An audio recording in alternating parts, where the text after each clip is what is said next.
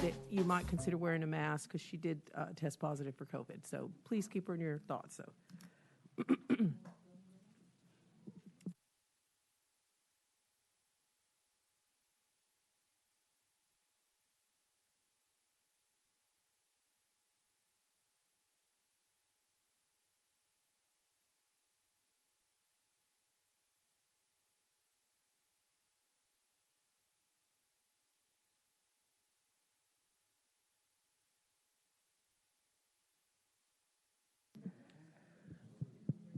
We're good?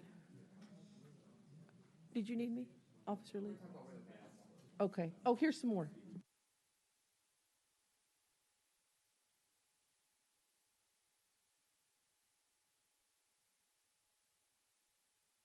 Good morning, everyone. We'd like to welcome you to the special meeting of the Board of Trustees of the Tarrant County College District. Today is Saturday, June 25th, 2022. We appreciate each and every one of you for being here on day 2 of our special meeting. We had a very good conversation yesterday, and I want to thank everyone that's been involved in the preparations, for those folks that were here early and who stayed late to take everything down. So we appreciate that. I want to thank Dr. LeBlanc also and the staff for all the preparations of the materials. Yesterday we had a good conversation. Just to kind of highlight, we had some discussions around our mission and how TCC can live its mission every day, and we had some very good feedback on that, and there'll be some follow-up as well. We had a very excellent presentation about the economic outlook and the role of community colleges in that economic outlook. And then we had a brief review of the human resources assessment. And so we'll continue on our conversations today, and we're going to be focusing on budget updates, facilities, technology initiatives, and then establishing some priorities for the next 3 to 6 months. So I asked you yesterday if you would just be sure and 2 things: to be sure and listen, and also engage, so that we can, at the end of the day, we'll have at least a clear pathway as to where we're going to go in the next few months. So I'll turn it over to Dr. LeBlanc, and we'll call this meeting to order. Any public comment, Mr. Gates, just to be sure? All right. Okay. Go ahead, Dr. LeBlanc. Right. Thank you so much, and welcome back. I wanted to briefly share with you that we are extremely pleased with the work completed by the 3G8P panels, work teams, and all who have been aligned with supporting our efforts for the ideation phase. During the ideation phase, the advisory panels identified 133 strategic recommendations to enhance student success and cultivate sustainable excellence in achieving the mission of the college. These recommendations are at various stages of operationalization, and operationalization in this instance means working with operational and functional team leads to turn ideas into measurable actions.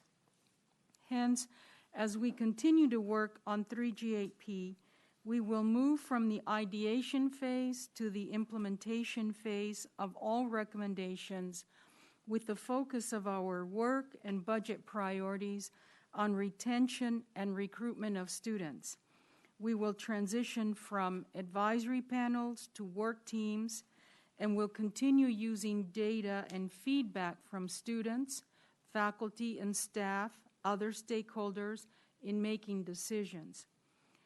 So during this time, I am asking presidents to increase focus on the internal campus community. Their campuses are huge and have lots of demands, and their attention has never been more important than today. Additionally, they will continue providing district leadership roles. So Dan Lufkin will have student experience, integrated student success model principal. Kenya Ayers Palmore will continue with the community education and engagement. Zarina Blankenbaker will continue with the integrated instruction learning environments. Bill Capola with the high schools and educational partnerships. Sean Madison with learning commons, and also the diversity, equity, and inclusion piece. Carlos Morales with the workspace environments. So that's important to mention because it will impact the conversation about the budget and moving forward what we hope to accomplish. And by the way, Reginald is going, oh, I don't have to worry about campus character and quality. Yes, you do. And we will continue working on the scheduling and facilities utilization. So I wanted to highlight the presidents, but my other colleagues have plenty to do as well. I just wanted to point that out. So I know that Susan has her entire team here, and we have several presentations for you today that are connected to the budget. So, Susan. Just remind everybody there is a folder next to you, and there's all the presentations are in there if you want to take some notes. Do you mind, good morning, introducing yourself? Thank you. Of course. Susan Alanis, the Chief Operating Officer, and I also want to draw your attention to our budget team. We have Ronnie Watkins, who's the Executive Director of Finance and Administration, and Shelley Birch, who does all the magic with the budget in consultation with all of the campuses and the leadership across the district. So I'm appreciative for the work that they do. Thank you for coming. So, yep, there we go. Okay. So this is, we're sort of at a point where we're still conjecturing about revenue and so on. So we'll come back, obviously, with much firmer recommendations in August, but we wanted to touch base with you about where we are and some of the priorities that we're formulating right now as we prepare a recommendation for the board on what the budget for next year looks like. So just as a reminder, I'll provide a little bit of an overview of a few things, including what our revenue is comprised of, and then some of the considerations that we have underway and what our next steps will be. So as you know, our revenue is comprised of three main sources. It's state funding, property tax, and tuition.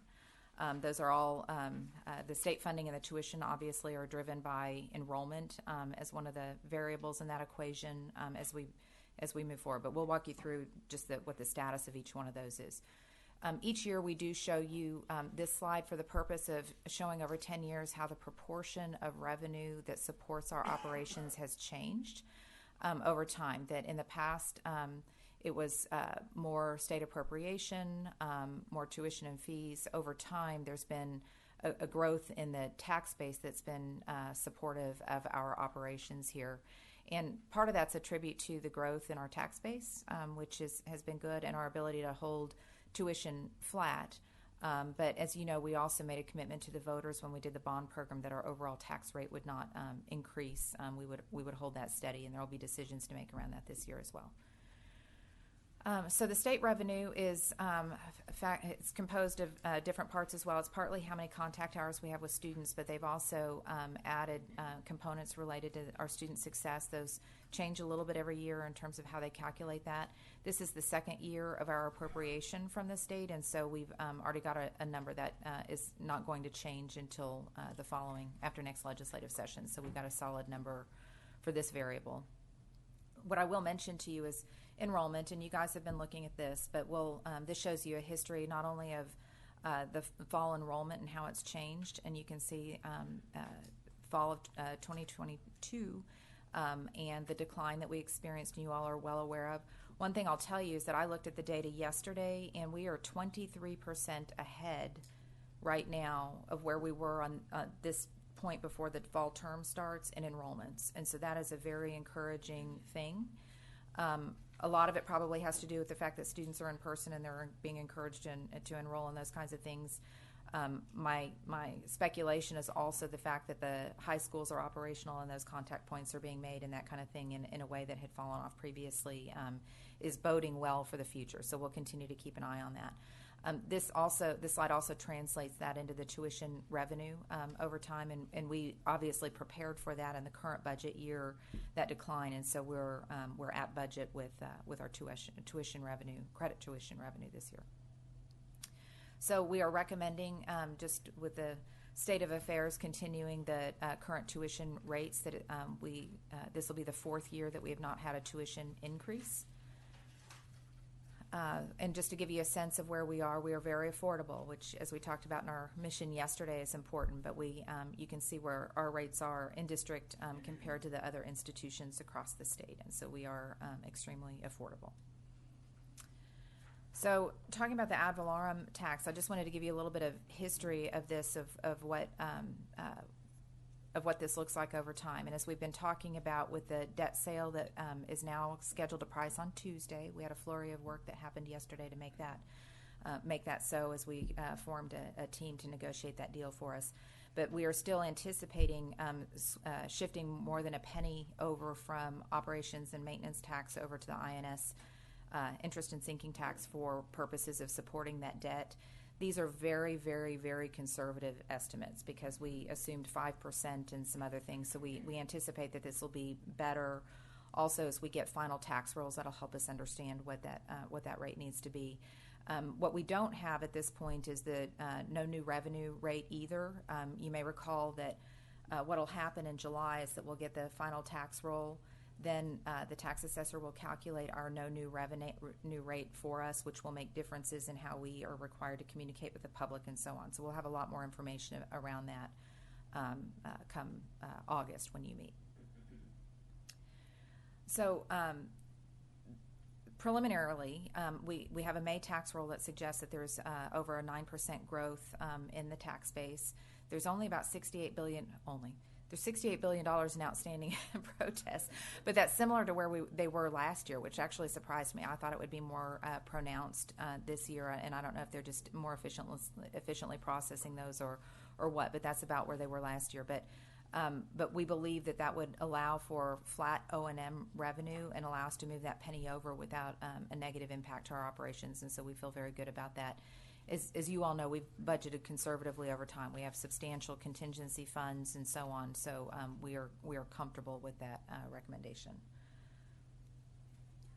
So this gives you a sense of the current year revenue overall and the sources of it. So as I mentioned before, we're on track with both the state appropriation and the tax. We're on credit with the tuition revenue as we had budgeted that 10% decline. And we're likely to be under budget for the non-credit and so some of the continuing ed stuff that hasn't fully recovered, that kind of thing. So we'll be spending some time studying what that ought to look like for next year with the work that we're doing to restore that. But again, even this is offset by substantial expenditure savings as well, because the decline in enrollment also translates into some of the decline in operational costs associated with delivering courses. So the revenue scenario that we're this should say fiscal year 2023, that we are anticipating a flat property tax rate with that 10% growth. Tuition will probably project a cautious rise based on the data I just shared with you, but we'll continue to be conservative in that. And then we'll have substantial analysis regarding the tax rate. One of the things that this board will be facing also is that taxpayers obviously will be concerned about the increased valuation and the impact on residential tax bills if there's not adjustments in tax rates. And so we'll have a lot of discussion around that once we get the final data in. Just as a reminder, and we shared this with you before we did our recommendation for the debt sale that's about to incur, we do have a substantial excess fund balance that was planned for a couple of things. One, for the action that you just took to move project funds over for the ERP implementation. The other is recognizing that we are continuing to lose some of our buying power because of inflation in our capital program, and that there will likely need to be some decisions around using cash to support that.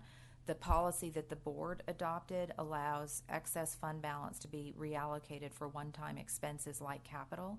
And so once we have the 5-year plan, the capital plan, all those things assembled in August and September, we'll have some conversations about that, about how to put these dollars to work for the benefit of the students in the college. So the process that we go through is that we kicked off in February with a meeting where we invited everybody who has a role in the budget and the leadership across the college to participate in a meeting and receive a guide to developing the budget. I will tell you, they have subsequent deadlines where they submit their requests. We did receive more than 50 significant new funding request forms, which we had reformatted a couple years ago to be an aggregate if it's a program enhancement or it's a new program or a need like that, where they identify the personnel costs, the equipment costs, and so on, all in one document that they submit. The value is more than $21 million. We're studying those to understand, and more continue to come in as we have conversations about implementation of the 3GAP. So we are systematically reviewing those, and leadership is meeting regularly where we have conversations about what those look like so that we can come back with a robust recommendation to you all in August. We also, right now, there were a variety of restructures across the organization and position changes as we implemented 3GAP mid-year, and we're memorializing those in the upcoming budget as well. So some of the priorities that we have are a compensation plan. So obviously with inflation where it is and the pressures that we face in recruitment and retention in the organization, this is really critical. And so that's going to be a really important thing that I'll elaborate on here in just a minute. As Dr. LeBlanc mentioned a minute ago, operationalizing 3G8P is a big priority, and you will see that in terms of the funded program enhancements that you'll see in August. Many are focused on student recruitment and retention.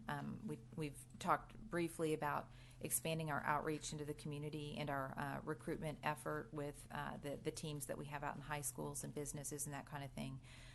Also putting a structure around the Educational Partnership Administration that continues to be a robust part of our enrollment. I believe it's 20% right now is dual credit, which is so it's obviously a very important part of what we do, and we're going to be adding some resources to strengthen that. And then also there's a restructure a little bit around analytics and planning and bringing teams together that will support the long-range planning of the organization. So, we're looking at institutional research, marketing, all those things, and bringing them together. So we'll have more to say on that in August as we roll that out. Finally, I'll point out again the Administrative Foundation. You heard a little bit about it yesterday. I'm going to elaborate on it here in a moment after we get through this slide deck on some of the human resources issues. IT operations continues to be a challenge, not just because of the investment that we need to make in the systems and the infrastructure, but also recognizing the impacts to our workforce and our employee base that are able to support that. So those are some key areas that we know that we'll be making some investments. So I want to talk a little bit about the compensation strategy for a minute. We've been, let me say this, probably 6 years ago, there was a full-blown comp and class study that was done for the organization, and pieces of it were implemented, but it was not implemented in a systematic way across the organization. And I will say that in hindsight, I wasn't here at the time, it seems like there were some really foundational things that probably needed to be solved before you could roll something like that out, which includes what we'll talk about here in a minute, some of the on-call staffing, the very temporary nature of a lot of our staffing that was in place and things like that. There's probably some frustration in the organization that they know that occurred once before, but we are going to be recommending moving forward with a comp and class study, but we're going to try to go about it strategically, and we've got a number of pieces of it already underway. So we've been working for the better part of a year, and Jeff Ling from Evergreen has been helping us with this as well on the administrative support and coordinators. We started with the campuses first. And one of the things that we found is just that there's not a systemic nomenclature for position titles or for minimum qualifications for those positions or for promotion between the positions. And so we've gone through a really robust exercise to put together a structure around the progression of admin support all the way up through program coordinators to understand how that ought to work. We are in the process very shortly of crosswalking all existing employees into the right job titles so that we can start to have good data around that. And then also we've gathered market data as well about how to adjust appropriately to get people paid commensurate with the market in those roles. And so that's what we've been actively working on. That will also translate into what we need to do at the district offices as well shortly thereafter. The other thing, and we mentioned it this week with the contract that you all approved for our security, police and dispatchers continue to be an area that we struggle mightily hiring and retaining. Obviously, we're competing with a tremendous number of agencies out there. Municipal jobs are different than a non-residential college like ourselves, but we still compete once they get their state certification of people leaving us for higher pay in those other areas. So we've done a number of things. I mentioned this the other day. We've actually adjusted the pay for dispatchers already by 10%, including the people who are already here. We have data, fortunately, from Dallas College, who just completed a police officer study, and so we'll come back in August with some recommendations about how to address that. So what we are going to do in July, and we've got it drafted, is issue a request for qualifications for a firm to come in and do the rest of the big picture and help us put a structure together. Part of the challenge is that involves updating job descriptions across the whole college. It involves restructuring our pay grades, which right now don't really reflect a consistent or disciplined structure in terms of what we're trying to accomplish with our pay grades. And so we have a lot of work to do around that, and so that's what we'll be moving forward with. We will likely recommend, in addition to whatever is ultimately recommended for across-the-board pay raises, reserving some funding for, as we complete each chunk of this, to have the ability to start addressing the compensation issues associated with that throughout the year next year, rather than waiting, for the whole thing to be complete, and B, till the following year's budget. So anyway, so the intent is to get a firm on board to do that, and we also will be adding a position that all they do every day is manage that project, because that's part of the issue too, is that we've got to be prepared to be really diligent about moving that along. It's important to our workforce. It's important how we deliver services to our students, because without our people, we're not able to do that. So the fourth thing I'll mention, and I've brought this up to you several times, when we went home at the beginning of the pandemic, it became very apparent as we were trying to figure out how to manage pay for people once we went home, that we had a huge temporary workforce in this organization, in many instances in jobs that were not temporary. We had a lot of people who'd spent a decade or more in an on-call position doing the same job, coming in 19 and a half hours a week for the duration. And the challenge of that is, A, it's not very transparent because they don't look like budgeted positions, and there's a whole technical thing behind that that's a challenge as well. But also it's not it doesn't allow us as a management tool to understand how we're allocating resources across the organization and what needs attention. So we have been through a very deliberate effort to convert the ones to regular part-time that should be, collapse part-time positions into full-time where it makes sense and we have opportunities because of vacancies, identify positions that truly are temporary but put time limits on them that triggers a review, that there's a deadline when it's going to expire, so you look at it again and decide whether it's going to continue.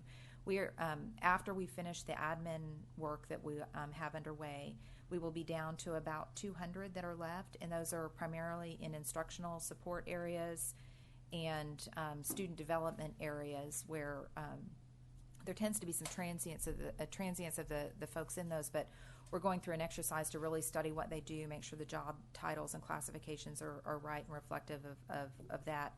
And then also, and I'll give you an example with the instructional positions, with the work we've been doing with Learning Commons, some of those positions will actually migrate organizationally under Learning Commons. So lots of work to do there, but lots of progress. And to me, it's all about clarity for the people occupying those positions and treating them appropriately, and also clarity for this board as well as management to be able to address our workforce. So the final thing I'll say is each percentage of across the board pay increases costs approximately 1.9% based on the payroll that we had in April. And so that'll be on our minds as we come forward with recommendations to you as well. Susan, I'm sorry, you said here each percent, you said it was 1.9%, or you mean 1.9 million? Oh, I'm sorry, 1.9 million. Okay, yes. all right, thank you. So again, a little bit about the compensation study. I've alluded to it, but salaries excluding benefits are 56% of our annual budget, and so obviously it's a big thing. One of the things that we will ask the firm to do when they come in is to help us define a compensation philosophy. It needs to be, who are our peers that we're comparing ourselves to? What do we want to be? Do we want to pay at market? How do we set up a system that allows us to maintain that over time with annual salary surveys that anchor to certain job groupings and that kind of thing? And then also, what's the relationship to the other benefits and professional growth opportunities that we offer? So they will help us develop a philosophy around that so that we can put in place a structure to manage it over time. But we do need to establish clear administrative regulations as well about how do we establish pay upon entry, how do we establish pay for promotion and reclassification and those kinds of things, because again, I think that has what has resulted in a lot of differences among people about how that's been administered over time, that we just need to have more clarity about how we're administering that. So I'm going to talk to you about next budget steps, but then I'm going to ask him to pull up the HR slides from yesterday for a little bit of a follow-up on one part of it that relates to the budget. But we will continue to evaluate the revenue and enrollment projections, and on July 25th is when, by law, they have to provide us the certified tax roll. There will still be some unknowns and incompletes in there, but we've been able to rely pretty well on that in the past. We're going to complete the evaluation of all of the resource requests across the college, and we'll incorporate the details of those in the recommendation that we make in August. We do have a work session briefing scheduled on August the 11th. Last year, you guys actually had a workshop the week before that to spend a little bit more time with that, and so we'll work with you, President Ayala, to have a discussion about whether we want to adapt that schedule or how we want to handle that. That right now, on the 18th is when we would adopt the budget and approve a proposed tax rate. So one of the things I want to remind you is that because, and we did this last year, but we sort of backed into it, and this is going to become our permanent practice, is that in the past we had adopted both the budget and the tax rate at the same time in August. Because of the changes with the no new revenue rate, the advertisement that has to happen in between in the event that you're above that no new revenue rate, and the delay, it just creates a really, really huge difficulty for us to comply with all of that and assume we're going to adopt our tax rate in August. And so our recommendation is going to be to approve the proposed tax rate, because you may recall that depending on where we land in that, we may have to publish how each of you voted in the newspaper as part of that notice process, and then adopt the actual tax rate in September. That's how we handled it last year, but this is going to be our practice going forward. Do you have any questions about that before we revert back to some of the HR items? Any questions or clarifications? I think Mr. Greenhill has some. Yeah. Just remember, when you're planning ahead, all of us need to remember that you saw the chart. The amount of funds being appropriated by the legislature is going down. And one of the philosophies in the legislature is, well, you guys have taxes, real estate taxes that you can rely upon. And of course, it's very difficult for us to try to increase taxes, increase tuition, and so forth. State of Arizona, for example, gives no money to community colleges, zero. Other states are going down as well. So what my recommendation is that when TACC and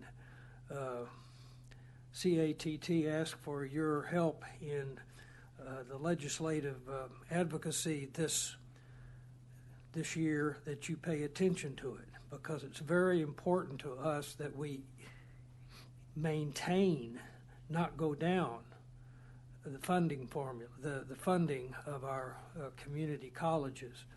I've been there through that for the last, since 2011. It's a very difficult process, but it's going to be very important that we get the word out about community colleges. Secondly, about getting the word out, I know that you've got important priorities. A priority for me in some way is that we get the word out, and to give support to our marketing, to Shannon and to Reginald Gates and his department and what they're doing.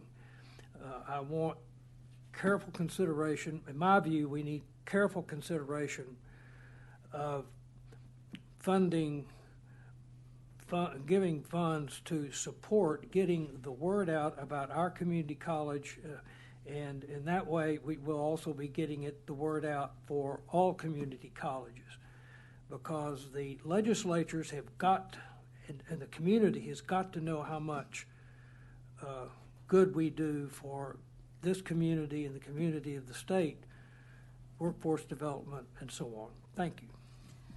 So I'll on your first point, I'll also mention that we've been having conversations with the municipalities in the area, making it part of their legislative agendas as well, when they go down to Austin, about how important the support of community colleges and workforce development is. I don't know that that's always been something that's listed prominently there.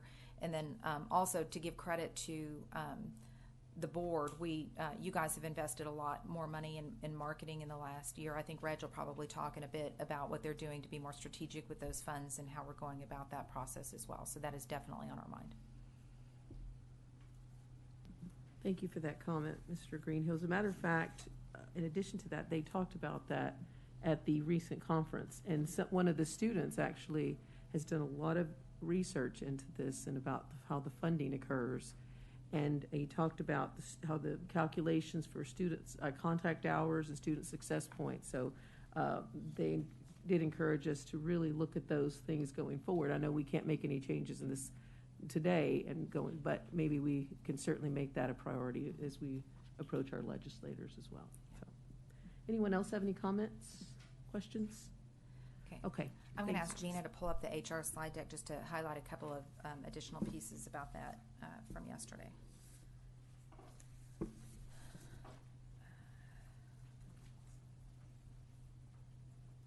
So one of the things that I want to share, so we've obviously listed this as a priority to manage for the organization, and you can see that we had two actually analyses that suggested some substantial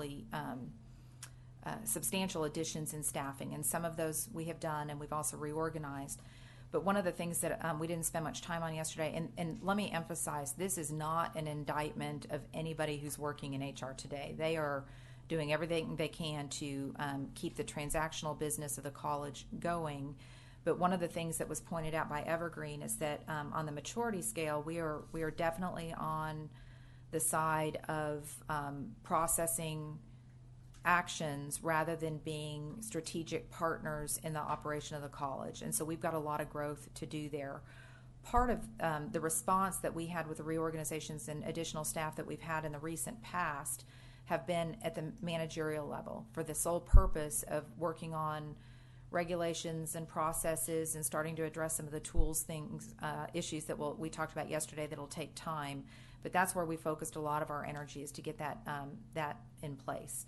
What we are including and doing right now is adding back some resources on the recruitment teams, employee relations, and other places like that, to make sure that we're supporting those team members who are also dealing with the work that's coming in the door. The other thing I'll mention is a lot of the work that flows into human resources is a symptom also of how we're managing our human resources across the college, right? So an employee relations complaint doesn't start in HR, right? So one of the things we've been focusing on this year as well is we've been doing a monthly series for all of our supervisors across the organization on leadership and management, and having appropriate coaching and conversations with employees and so on, in order to be building that skill set too. So we need to tackle it from the supply side of what's coming into HR, but we also need to be putting the structure in place to manage those things. One of the things that Gloria's done a lot of work also just to address the very specific concerns that were coming out of HR. And so we've mentioned already that and actually I didn't mention this, but we've done a departmental pay study on HR professions, again, because of the recruitment talent pool. That's a real challenge for us out there with Evergreen, and we've got some incremental changes in anticipation of the larger study that we are going to be making there. In addition, we are going to be experimenting with a little bit more flexibility than what we offered across the college in the spring related to remote work opportunities, to see if that doesn't help stem some of the migration to full-time remote jobs out there. We'll be doing that in HR and in IT. However, to counter that, I mean, one of the risks of remote work is the symptoms of teamwork that we talked a lot about yesterday in the report that you heard. And so she's been working with several layers of staff down about what are some things that we can do to make sure that we're maintaining those connection points and working as a team and so on. So we have that here for you. That translates into some of the larger recommendations across the college too. So, again, HR is sort of a harbinger of this, but you saw some of the turnover data across the college, that there's some things that we can be doing about recruitment and retention that we think will be very important. What we're going to also do is ask Gloria to come back. I know you guys are covering a lot of material yesterday and today, in August or September, and report out and have the opportunity to answer questions about how it's going, so that we can make sure that you guys are kept well informed about how we're managing this process. But I'd be happy to answer any questions around that as well. Does anyone have any questions for Ms. Elenise? I do have a couple, and I'd mentioned these yesterday, very high level, but I'm hoping that, I'm glad there's a tremendous focus on this, first of all. I think there needs to be. And it really will, I hope, help improve the faculty and staff's thoughts as far as how they're valued here. And to that point, I know that when we met in a retreat in November, the board talked about that there were some priorities that we had specifically around this area, around employee retention and recruitment. And so I wanted to just make note of those again, because I think that they were important then, and I think they still are. But we talked about having an employee attrition report. And the reason we talked about that and getting exit interviews, conducted by third parties, and getting all of this information so that we as a board could look at those policies and see if there's any consistencies in that, the feedback that we're getting, or if we're seeing any just things that are just consistent across the board. Maybe we need to look at those, and maybe we can revisit our policies around that. But we talked about an employee climate survey, which I think that's something that we've kind of mentioned, and I know that was something that was mentioned as well. So that for us, I think when we talked about it in November, was all of that ties into this employee recruitment and retention, and that would give us an opportunity to see where we can improve along the way. So I just wanted to make sure I mentioned those again, because this was the feedback that the board gave in November, and we wanted to make sure that was still top of mind. And I think we need to kind of look at these KPIs and just see whether it's a dashboard or something that we can identify and say we're improving in this area, but we're not, and where we need to focus. Right. And I'll tell you, we heard you loud and clear. Great. And we continue to do exit interviews by staff. We had also, and not successfully yet, been looking for an external firm to do that piece of it. Most of them wanted a larger project, and so we've had a little difficulty finding somebody to do just that piece, and so we'll keep looking at that. On the data, part of what we talked about yesterday, without having the proper tools, that's part of the challenge. It really is manual, and we take very seriously presenting accurate data, and so that's been a challenge for us to do. And all of the work that we're doing, even stabilizing the workforce about what is an employee, what do you do with all those on-calls, where are they organized, and with all the reorganizations, a lot of that has made some of that data and ability to report that out in that way very murky, that has just been a challenge. But we've been actively working on all those things with the exact goal that you talk about, where we'll have better KPIs about how are we doing, over time too. What are your turnover rates and that kind of thing. So we heard you loud and clear, and it's all on the list. And the climate survey's on this list too, of the one of the actions that were recommended by the workplace experience. Yes, that's right. Okay. Again, I just wanted to make note because these were things that we highlighted, and this was feedback that the board gave, and I wanted to make sure that it remained top of mind. Yes. So, anyone else have any questions? Thank you, Ms. Anis.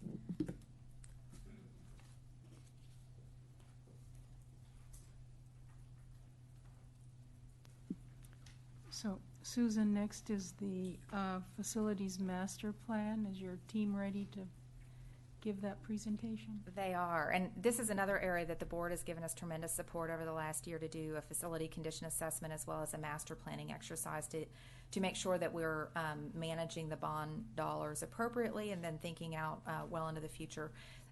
The full report is not finished yet. However, we felt like this was an appropriate time to give you all an update on where we are, the methodology that they've used.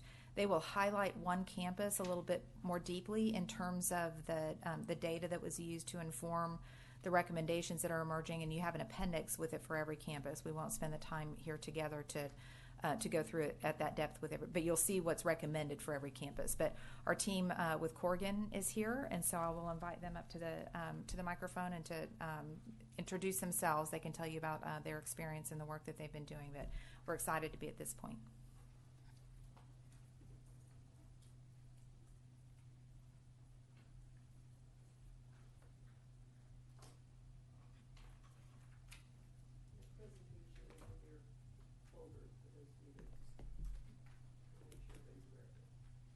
Do you mind announcing your name and please? Not Thank at you. all. Good morning. My name is David Zotopek, representing Corrigan. We're the architectural and planning firm that has been selected by the college for your master plan. Thank you, Susan, for the introduction. President Ayers, trustees, Chancellor LeBlanc, presidents, good morning. Can you get a little bit closer to the microphone for us, please? Is that better? We're going to check the volume. Bear with Okay. us. Thank you. We'll stand by.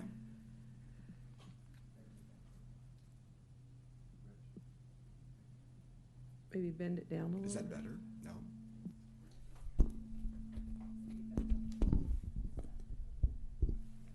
Better?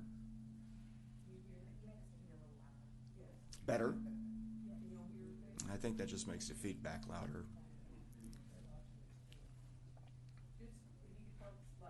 We can't hear as well up here. I'm sorry, but go ahead. If you guys can also mute your microphones too, that might help with the feedback. Is everyone muted there? Yes, we're all off. Okay. How's this?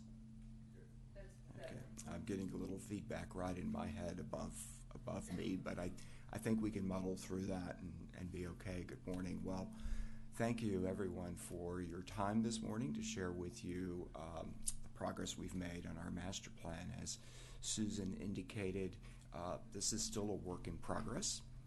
We have a ways to go too, but it's the important steps that we'll talk about a little bit that'll integrate into the overall budgeting plan and the overall capital plan moving forward.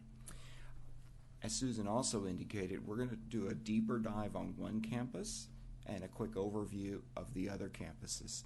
That doesn't mean this one campus is more important than the other. We have a detailed appendix that shows all the data and information that have been generated for all of the campuses. We like to start our presentations with an observation like this, and I think it's important to think as we consider Ms. Keller's words that master plans are very much about opening doors for the next step in the evolution of Tarrant County College and service to your community and students. And that step in the master plan is focused deeply on the physical facilities that in an important way are your most valuable asset next to your faculty, staff, and administrators. The facilities are the stage that your faculty and staff use to deliver the content and experiences necessary for your students to meet their goals.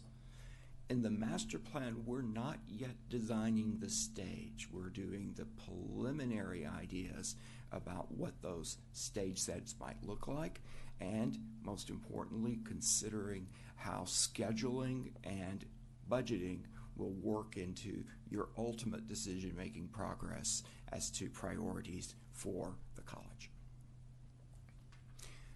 Quick overview of our agenda.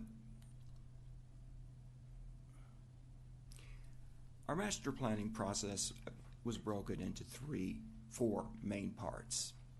A learning process where we did a deep dive on all of the existing information available to us. Yes, the condition of the campus, the physical attributes of each campus, but also data related to utilization, data related to current projects underway, projects that may have been planned in the past.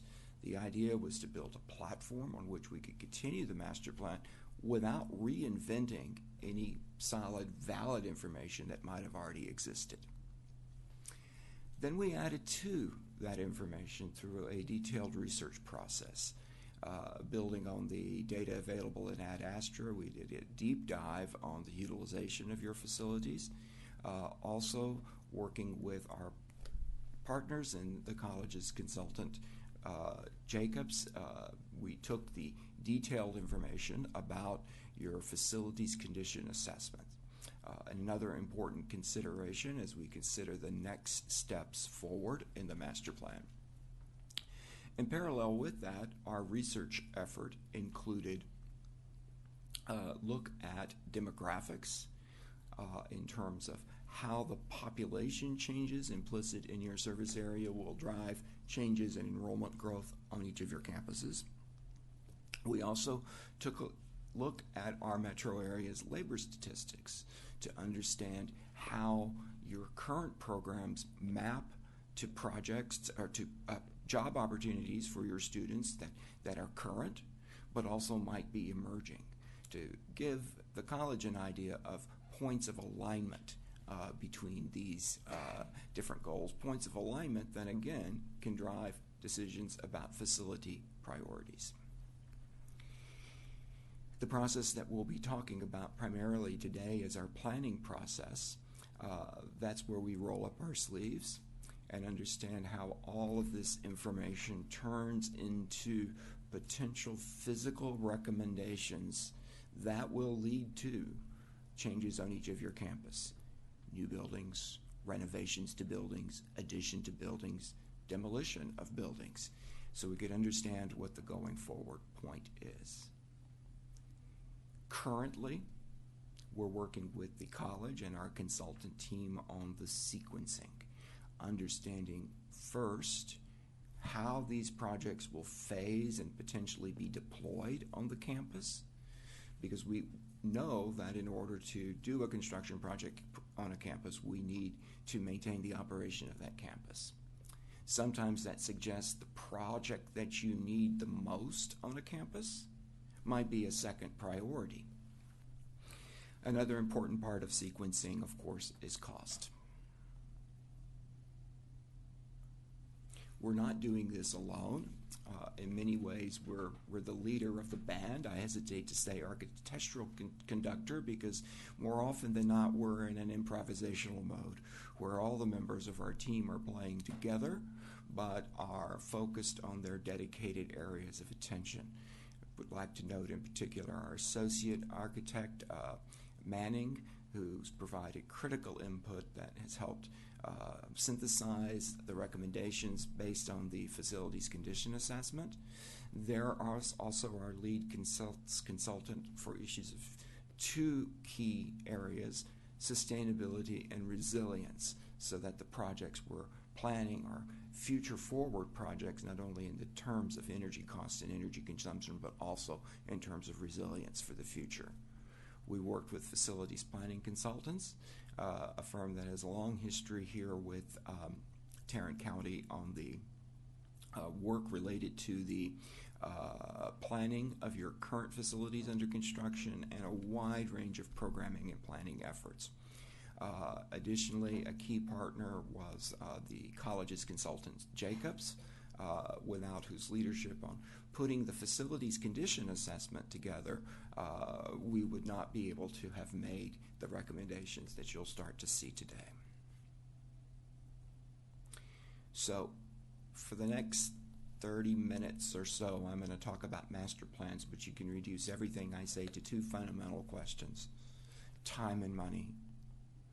How long is it going to take to achieve what the master plan is putting forth, and how much is it going to cost? That is the work that is underway right now, that as we move through the process with campus and district administration, we'll be finalizing this summer and bringing forward to you in a subsequent report. But it's important to note that in the background of our thinking as we move through the recommendations we're about to see, we recognize that these have physical impacts not only on the functioning and the physical reality of the campus, but fiscal impacts in terms of timing and fund allocation. You'll also see, as we move through the master plan, our project packaging strategy. We have three main steps: simple renovations. Think of these as the project that might be able to be accomplished over the summer, the replacement of an air conditioning system or the remodeling of a science lab. Projects that don't necessarily require the shutting down of a building or the shutting down of part of a campus to accomplish a project. Extensive renovations and minor additions. These are the projects that will involve taking a building offline. That might also involve an addition or other extensive modifications to an existing building. And lastly, all new additions, where we're proposing new construction, either to address emerging needs or, as is the case in many of the situations, to address facilities that are past their useful life and are better addressed through new construction. Our main reference points for the master plan. We already talked about information that Tarrant County has already provided, various benchmarks and information that the college's internal institutional effectiveness and research units, of course, real estate and planning have developed over the years. Also, the external consultant study on the workforce demographics and utilization evaluation, and as I've already mentioned, Jacob's facilities condition assessment. So I'm going to pause for a second for any questions or comments, and then we'll dive right into the campuses. Very well. This afternoon or this morning, we're going to pick on Dr. Ayer's campus, Northeast. Northeast will be our example campus for the deep dive of information. We have performed an identical analysis for each of these campuses. The South Campus is relieved because they're usually the example. But you can use this as an example for what you would see in the level of detail that you'd see on all of the campuses. We'll do that detailed discussion on Northeast and then go more quickly through the other campuses. But of course, if you have any detailed questions, we'd be happy to back up and drill into any individual campus. Northeast Campus represents one of your original campuses as part of the community college system. It could best be characterized as a very traditional academic environment where students are moving between discrete buildings in a very collegiate, academic, smaller scale experience that makes it very welcoming and also makes it very effective for students as a launch pad to their future direction, either in the academy or further career development. Our demographic studies looked at how population changes in the immediate catchment area of each campus could be driving changes in enrollment.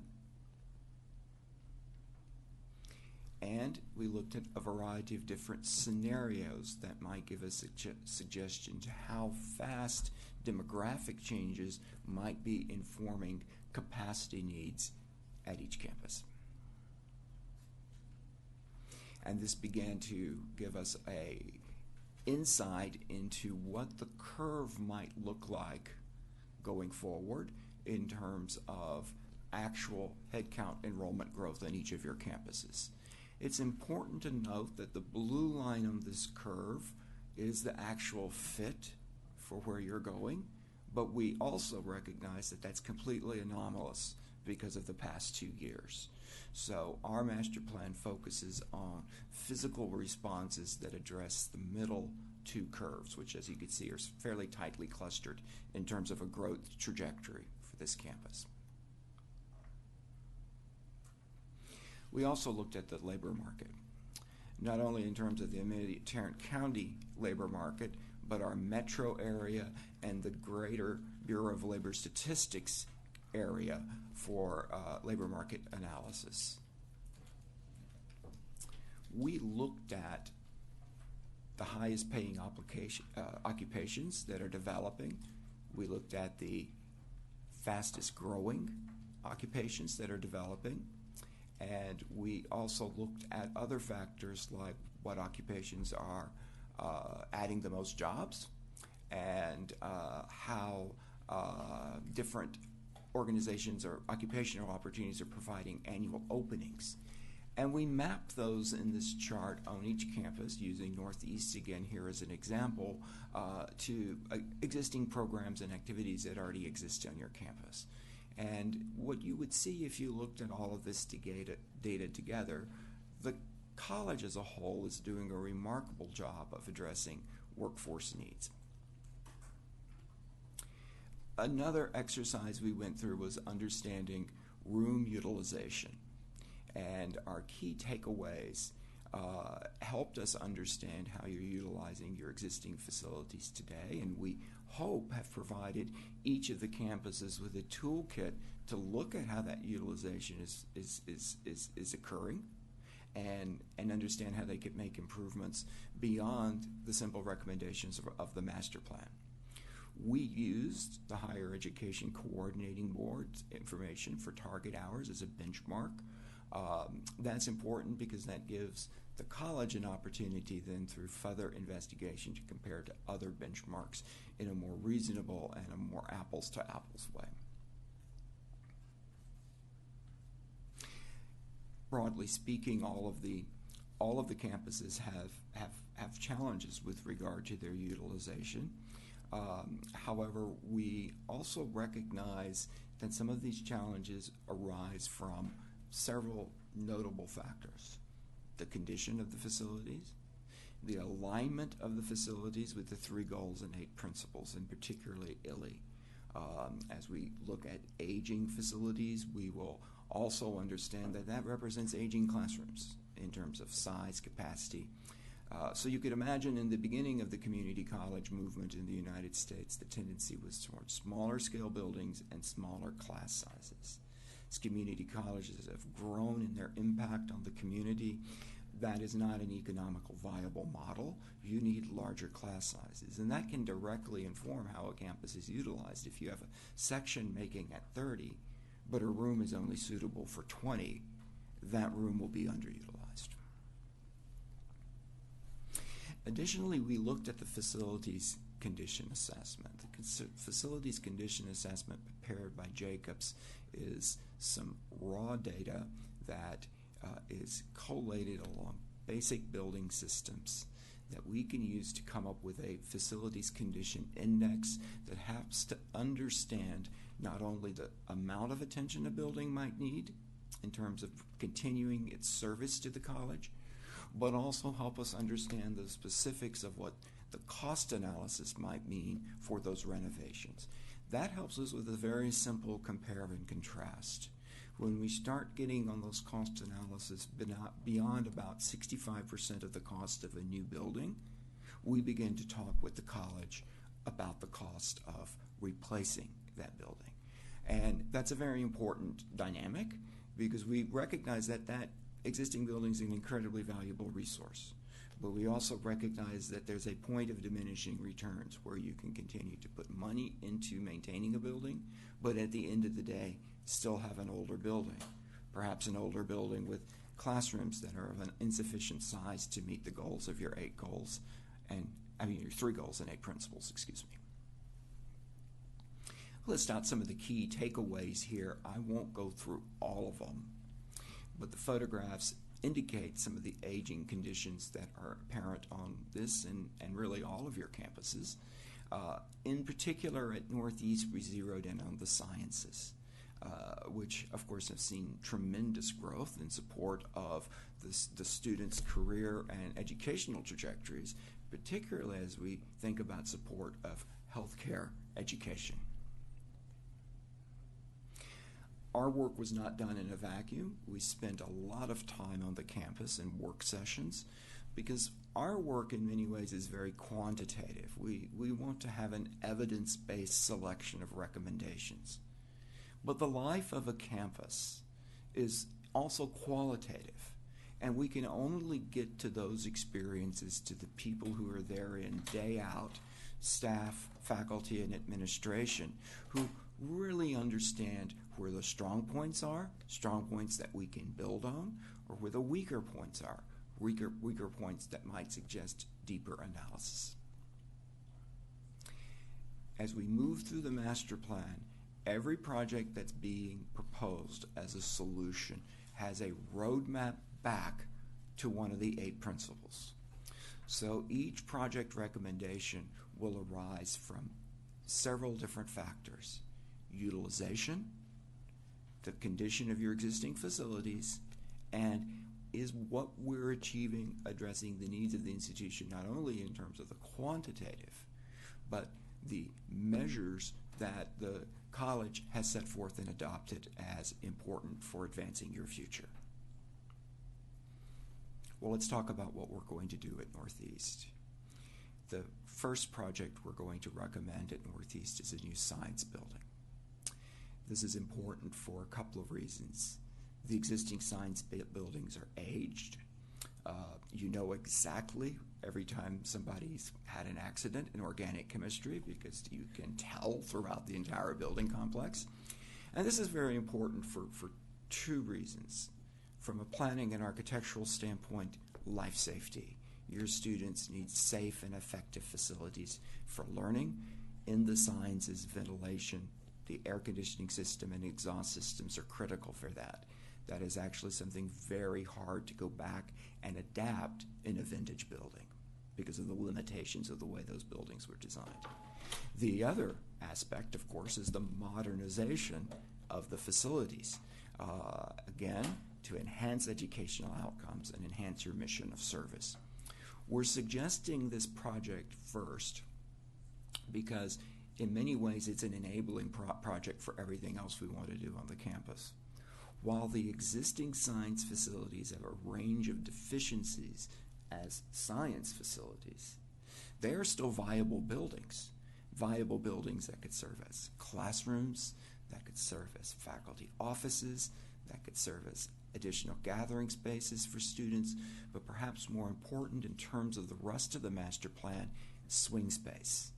Swing space where we can move functions to allow other buildings to be renovated, and those functions could allow the continued operation of the campus while minimizing disruption.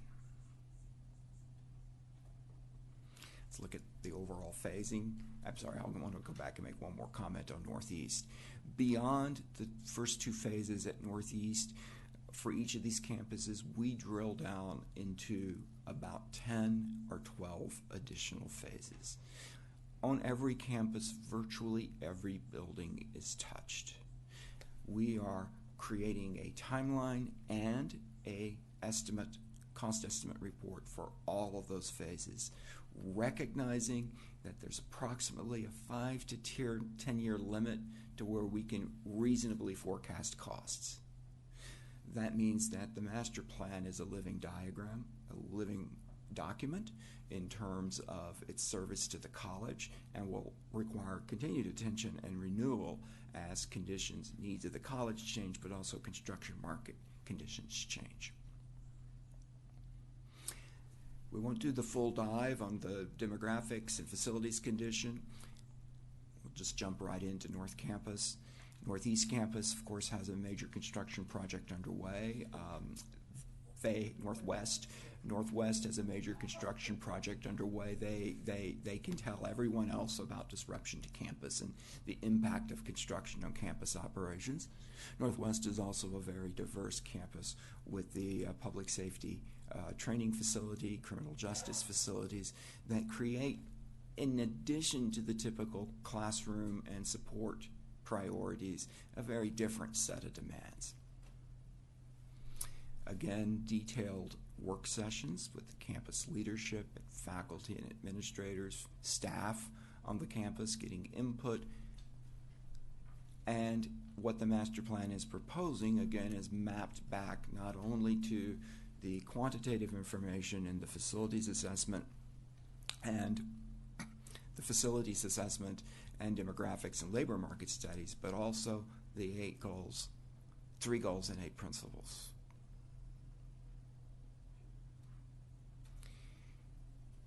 The most important project, the enabling project for everything else that the master plan will propose at the Northwest campus, will be a new facilities and building services facility on the periphery of the campus. That's going to move those functions out of the core of the campus, and then will enable, along with the completion of the construction that is already underway, the modification of existing buildings on your campus, the demolition of some deficient buildings like the old aviation technology building, and the removal of portable classroom buildings. This becomes important for subsequent phases where we address the expansion of the criminal justice and public safety training facilities. We address the modification of the props area, the experiential area for the fire training and the swift water rescue, and also continue the phased renovation and adaptive reuse of those buildings on campus that are not yet touched by the broader construction project. The Northwest OWTL campus up at Alliance, same process in terms of understanding the existing facility. An important thing to note about this facility, it was not originally designed as a community college campus, which requires us to put on slightly different eyeglasses as we drill into the details of this campus. Work sessions held with not only the Northwest leadership, but the campus leadership at this facility, and mapping each of the proposed projects in the overall master plan to your principles. The focus of the work on this project initially is about improving what you have. The existing hangar spaces and shop spaces are all open. That creates a great deal of acoustical problems, and having perhaps 2 classes going in parallel. Not only you have the noise from the equipment, but the faculty and students have to be able to speak and interact with each other. The Phase 1 project will create additional acoustical wall partitioning in those areas and further improve that educational environment. Subsequent projects will come back and look at the classrooms, which, while they were recently remodeled, they were remodeled before the development of the ILI principles. So those will be relatively minor remodels to bring them back into service. And then additionally, we'll have some airside apron projects identified. South Campus, another vintage campus that very much like Northeast. Notice I don't say older, I say vintage, because that's a good thing.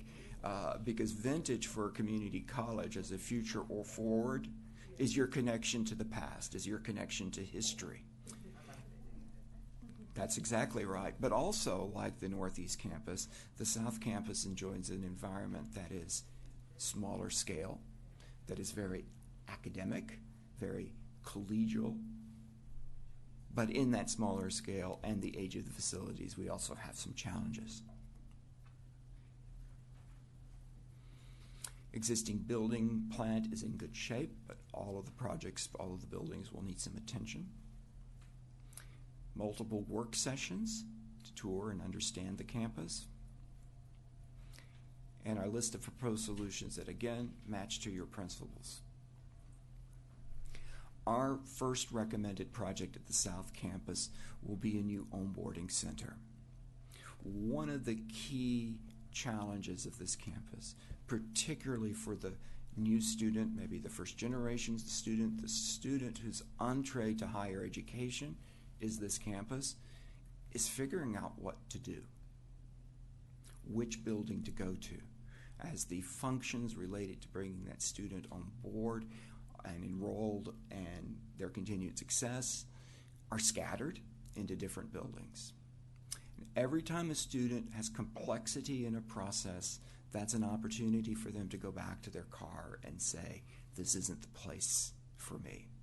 The onboarding center will consolidate those functions, but also will present the opportunity to begin the process of removing, through demolition, some of the smaller aged buildings on the campus. Buildings that, while they could be renovated, at the end of the day, present a very small footprint and a very difficult set of options for how those would effectively be used by the college. I have a question. Yes, sir. I have a challenge for you in connection with the master plan. The challenge is I saw the name of a building, SSTU. Do you know what that means? That would be the Student Union at South. And I didn't even have to ask Kelsey for... Well, congratulations. Thank you. Maybe you can send all of this data to the trustees, so when we're invited, we know where to go, okay? I think Yes. that's something that ought to be part Yes, of the sir, plan. that's very true. And I'm then sorry, we needed a that's a little. good comment. And the detailed master plan report will include that key guide. Susan, you might want to add? I do want to add something. So you guys are aware that we've been working on a wayfinding project, and we owe you an update on that, and we're tentatively planning in August. We'll bring that back to you to let you know where we are. But yes, I can't find any of the buildings either. So. Well, if I can work out, so we totally changed the building nomenclature. So we're moving to a 4 acronym, and it'll be the first 2 digits will be the campus, and then the number of the building. So Northwest 01, Northwest 02, and all that, to Susan's point, Okay, will well, feed just to let you into the know that I wayfinding. went to a function Yeah. on the South Campus one time, and I ended up in the, I don't know, in the lunchroom or something, and I said, where in the world am I going? So, Mr. Greenhill, you need to go way over that way. Okay. Well, I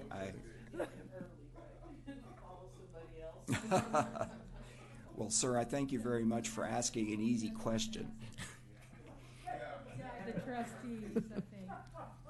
And the final master plan report will also include, we've been talking with Margaret and Tracy and their team about that, a translation table, because the delivery of the final master plan will also be bracketing the completion of your wayfinding study. So here we see outlined in orange the buildings that will be replaced by the new onboarding center at the South Campus.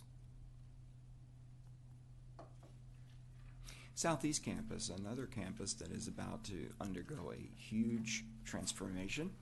On this campus, we followed the same process, and I think I'd like to note here as a reminder that when we looked at Northwest and Southeast, we looked at the projects under construction or starting construction as though they were already completed. We didn't go back and revisit or try to second guess. And in terms of the utilization projections and capacity projections, we looked at those buildings as though they were already online. So for both of those campuses, and we're talking about Southeast now, bear in mind that we're talking about a going forward point as those facilities come fully online. Again, mapping our proposed solutions to the principles. And our initial project sets are going to be concentrated on those areas that are not seeing major new construction or renovation as part of the current project, addressing additional concerns with regard to the building's envelope integrity from a facilities condition of report standpoint, but also working our way back through the facility and addressing areas that haven't had any attention yet. The arts, for example. Fitness, physical education, for example.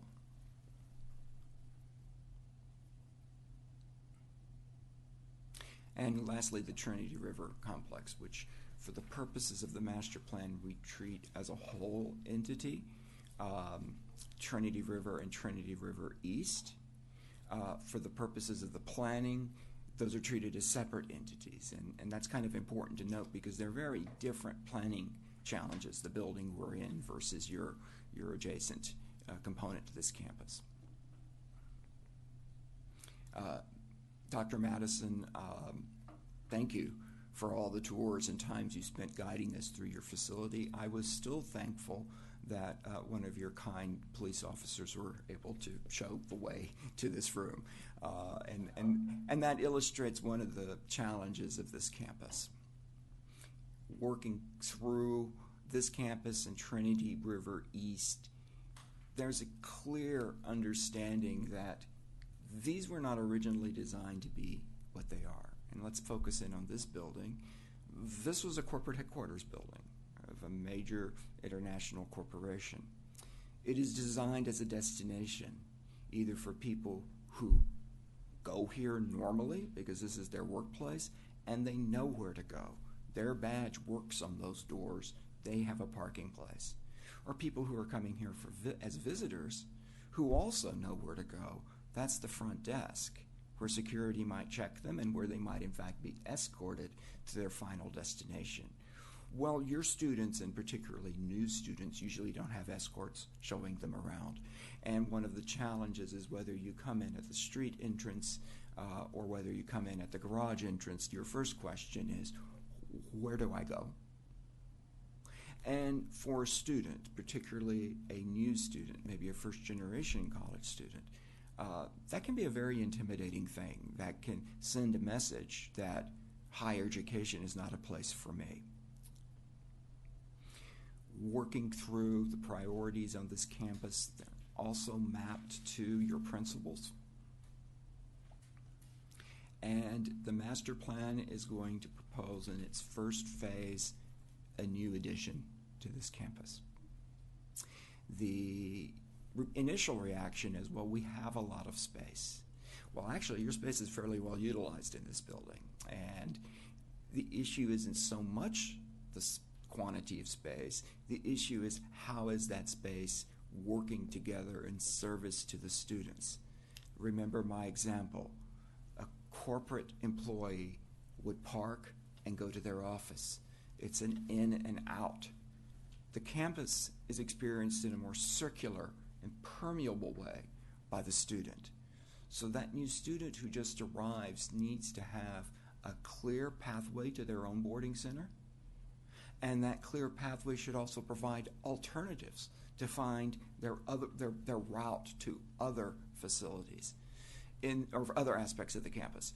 In this project, we'll be proposing a relatively modest addition, but an important condition that will connect the atrium at street level, because it's at the atrium where we can also make the transition between Main Street and the garage in terms of the level change to the East Fork building. This will create for the students a circular path at the core of your campus.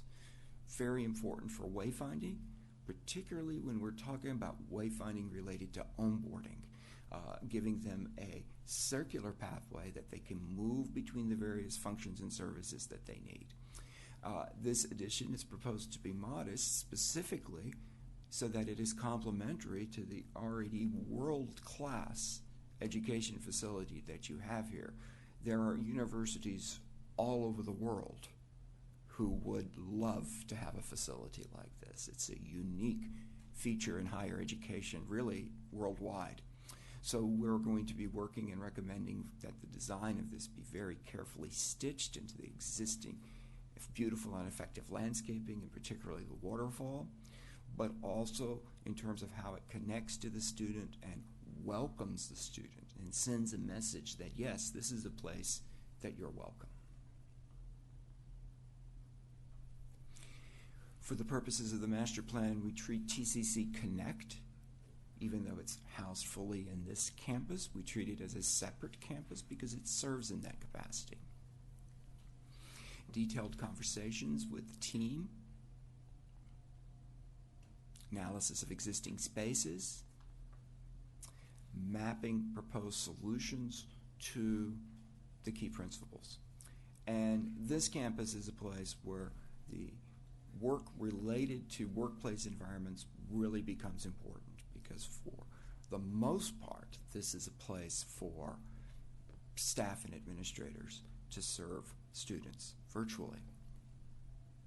We looked at existing areas to understand how space flow in areas could be renovated and adapted, and how the workplace plan could be fully implemented in a way that is suitable for the particular needs of this campus. What happens next? Our team is working on the cost models for each one of these projects. Those cost models include an escalation factor. That's incredibly important because we live in unique times in the construction market. Additionally, we'll be providing recommendation on phasing. We gave you all a hint about the first phase projects on each campus, but the second phase projects are equally important, as are the phase 10 projects, because all of them ultimately improve the condition of the campus through the 3 goals and 8 principles, ultimately in service to the community that you serve. And part of that sequencing will be also a resolution of various project sequencing concerns that will become important as we work with the college's bond planning partners at Jacobs to make sure that we're adapting and putting the projects together in a logical manner that makes them attractive projects for the construction market, but a logical manner that works for the particular and specific details on each campus. We have to keep all the campuses in operation. Dr. Coppola asked a question at the integrated planning meeting. Excuse me, I think it was you. Is this set in stone? I thought it was a really great question. No, it's not set in stone. Master plans for community colleges are, well, like the community colleges they serve. You're a living institution. You change and adapt. Sometimes you have to turn on the dime to meet the need of industry, to meet the needs of your students. Community colleges are very entrepreneurial organizations and very facile, change and future forward organizations. The master plan has to work in the same way. The master plan is proposing a pathway, but the master plan will require continued evaluation and consideration, because over a 20-year lifespan, it will change. But we believe in the master plan. We and the team at the college are presenting a pathway that can grow and adapt, but also start the process of addressing the critical needs to serve the college. And with that, thank you all for your gracious attention, and I certainly welcome any questions. I have a nit comment. As a trustee coming to the administrative office of where the chancellor is and everybody else, I would suggest that you somehow get a somewhere where people, a reception desk of some kind, because I can't find the door to get into your offices, and it seems to me there's a reception office for all the presidents and their different campuses, but when you go downstairs to see Carol or to see you, there's not a reception area. Where do I go? Which door do I go into? That's just a nit. Thank you. Go ahead. Thank you. We've made note of that comment. We actually do. It's a little bit hidden, the reception area, and it's not been manned. We probably need to do that.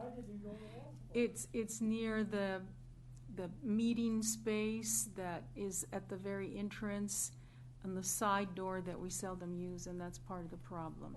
You're coming in from another direction, and the reception area is hidden, actually, if you don't Is it near the come in foundation? from the front, right, Oh, across from the across from- foundation.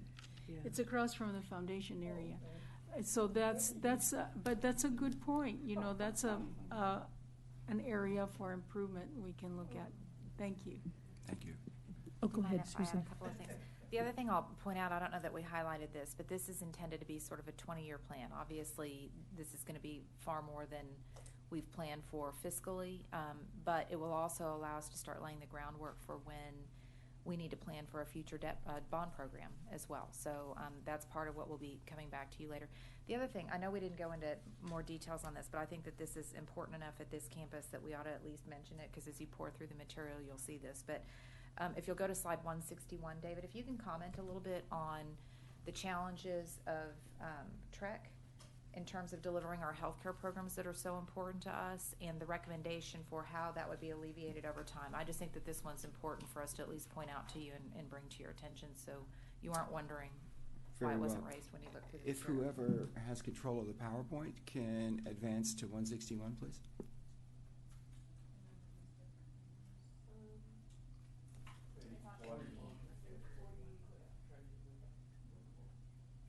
Kelsey, you might assist if needed. I could do it like this, but I would have to blast through 160 slides. So perhaps we could find a easier pathway.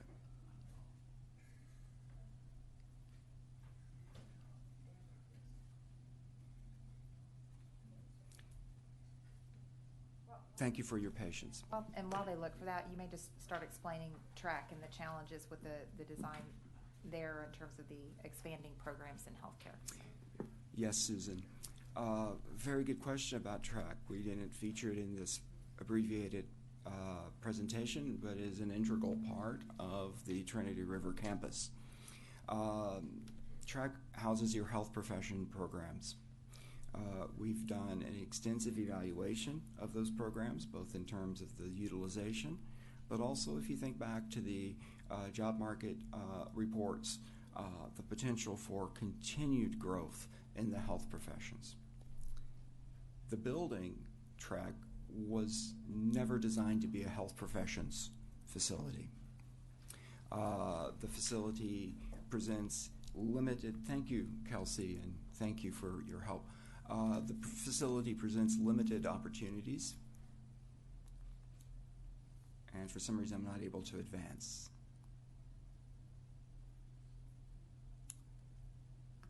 Well, I'm just going to keep painting a word picture because you know what it looks like. The building presents limited opportunities for addition or expansion of those programs. Now we're catching up. Let's go past Connect.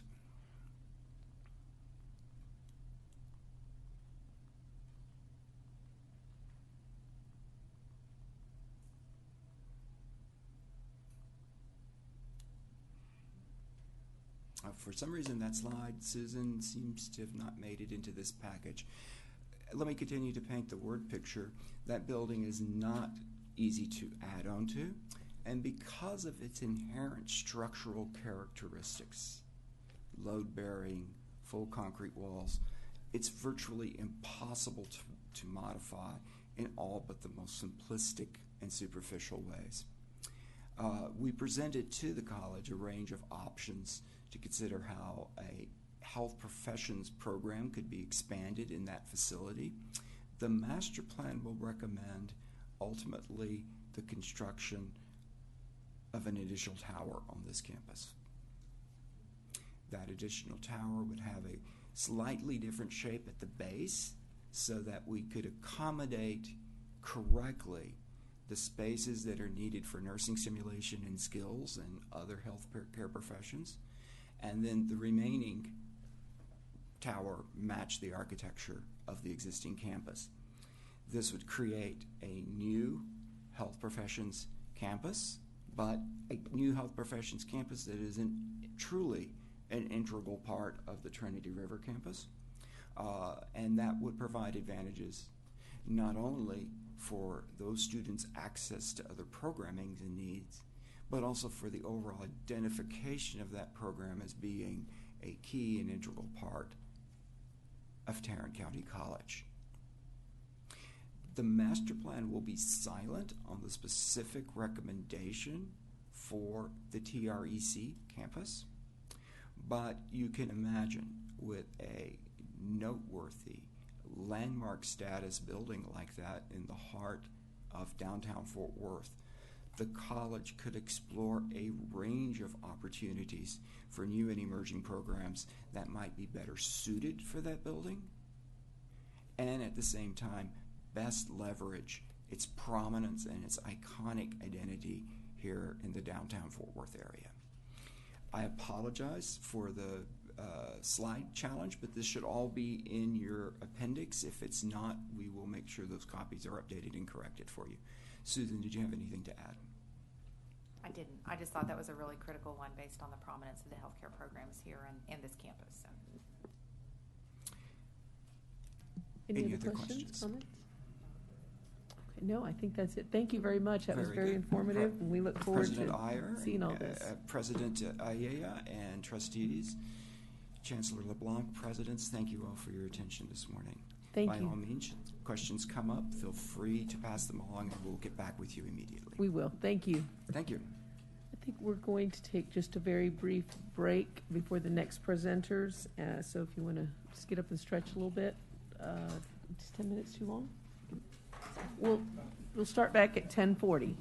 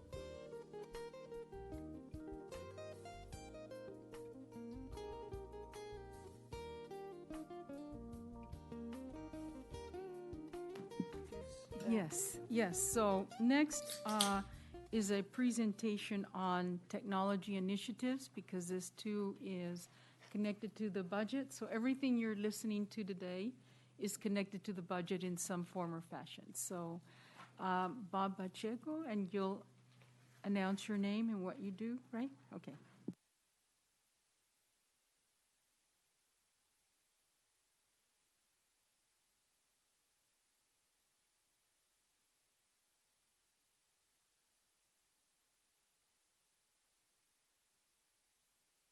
The great work that we're doing at IT. Today we'll be discussing where we are coming from. Yeah, it's on. Okay. Where we came from, where we are right now, and where we're going. Today, we're briefly going to talk about the TC technology journey and the practice, the current work that we have, and what we've got planned for fiscal year 23. We're also going to be talking about retooling our workforce for the future, as well as any of the future technology that is coming to us. TCC One IT will support the college philosophy by providing a consistent and successful student experience through a unified technology approach as informed by 3GAP, recommendations and lessons learned from the COVID pandemic. We will put students at the core of all programs and services so they are welcome, engaged, and supported. We will deliver a unique learning environment for all students that focus on their needs and learning capabilities, and we will continue to serve the community by supporting TCC's effort to be the first choice our outside partners consider for community partnerships. If you recall, in 2017, we were framing up 3GAP. During this process, we recognized the need for mobility in workspaces, a standardization of staff technology, a migration to a hybrid environment, and advanced security requirements. We recognized that we had to focus on our users, from network and security infrastructure to business applications and information storage, and finally to end-user hardware. We had to empower our employees. When I started in late 2018, we began laying the framework for our IT roadmap, a roadmap that has served as our guiding principles for the division ever since. To inform this roadmap, we conducted extensive strategy planning and roadmap development sessions during 2019 and the early part of 2020. During this time, we defined 7 key thematic processes, which I will highlight in a bit. These areas are the threads we see through all our efforts since. Aside from strategic planning, we have executed on many significant technology events since 2018. The school's One Login initiative was implemented, which provides all users a single door into applications. And who can forget COVID? COVID changed our way of thinking and way we're doing business forever. The good news is when we made the decision to shift to instructions and settled on Microsoft Teams before COVID, we were ready. We were already working towards a positive end-user experience in a way that supported their needs. My team was able to quickly pivot and deliver within a short period of time. Now we are on the other side of COVID and our new normal, and we face new challenges. We are all experiencing resource challenges, resignations, and the accompanying loss of institutional knowledge, which I can tell you, the last time it was calculated was over almost 4 centuries worth of institutional knowledge. We're also in need of recruitment, retooling, skills training, and our current workforce and in monumental supply chain issues are all challenges that we have to deal with. However, we're resilient, and we navigate these challenges, and we will be better for it. The next several slides will discuss the components of the roadmap and the current and future work of these practice areas and how they support the foundation of IT and indeed the college. The One IT lens. This is how we look at any new initiatives that come across our desk. This lens begins with the desires and needs of our constituents, that is our students, faculty, and staff. When we consider the process and we view it not in the way it has been done before, but how it should be done and using best practices, only then will we look at the technology and determine what technology supports these processes and the requirements. Finally, we determine what is the value to our service. This is the value stream. This is our metrics that we use for our customers to measure quantifiable and concrete KPIs. So our IT practices, as I mentioned earlier, this is also the lens that we look through when we do our operations here. The planning and strategic vision and activities at TCC are built on each of the departments that comprise the college's foundation, which you'll see in that rectangular box right there. Let's focus on the foundational efforts of One IT to support the TCC's foundation. As I mentioned earlier, we have 7 thematic practices that create IT's foundation. The glue that pulls the efforts together, represented by the dotted lines, is our preservation and dissemination of the school's knowledge, i.e. knowledge management. The 7 efforts or practices start with, number 1, information security. Our security infrastructure that protects our users, the institution, and its information from bad actors or careless mistakes is our number 1 concern. 2, compliance. The strategy that we use to follow regulations, standards, and privacy policies and ethical practices established by state and local guidelines and TCCs is what we use to guide also our activities. Number 3, information management. This is the process of standardizing how our organization collects, stores, transforms, distributes, and uses the information across the district. Number 4, applications. The integration, configuration, and deployment of user-friendly experiences through the selection of applications that meet their needs of our users. Number 5, networking. The design, configuration, implementation, and maintenance of secure, high-performance, high-availability network and infrastructure that supports the school's strategic direction. I just realized that I'm going to try not to use too many of the technical jargon that sometimes it comes with this. Number 6, hardware. We strive to optimize the hardware infrastructure, all the way from the data center to the employee and students' computing devices, and finally to classrooms and conference room technologies. And last, cloud adoption. Cloud migration is the future of IT. We are moving our software services and information storage to the cloud, where appropriate and beneficial. This helps provide resiliency, security, and improves user experience. These efforts establish a foundation that is fundamentally resilient and which allows the school to spring back from any type of incident or natural disaster. Additionally, these foundational efforts allow for a clear information management strategy. They support the onboarding of our new ERP system. They also ensure we continually support instructional delivery of our students. They promote the next phase of our security enhancements and support the school's digital roadmap, including power over Ethernet, environmental sensors, and other smart building initiatives. And lastly, they provide a strategy to recover in the face of a disaster by ensuring the foundation is in place for continuous business.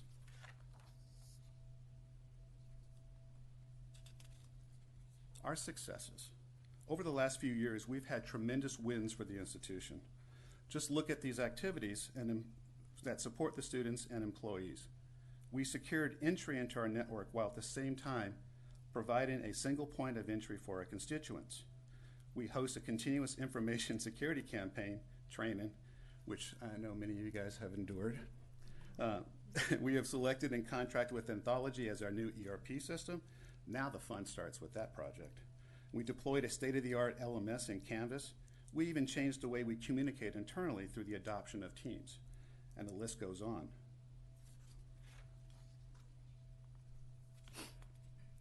We're going to switch gears here and discuss the current efforts and plan and what we have got planned for the future.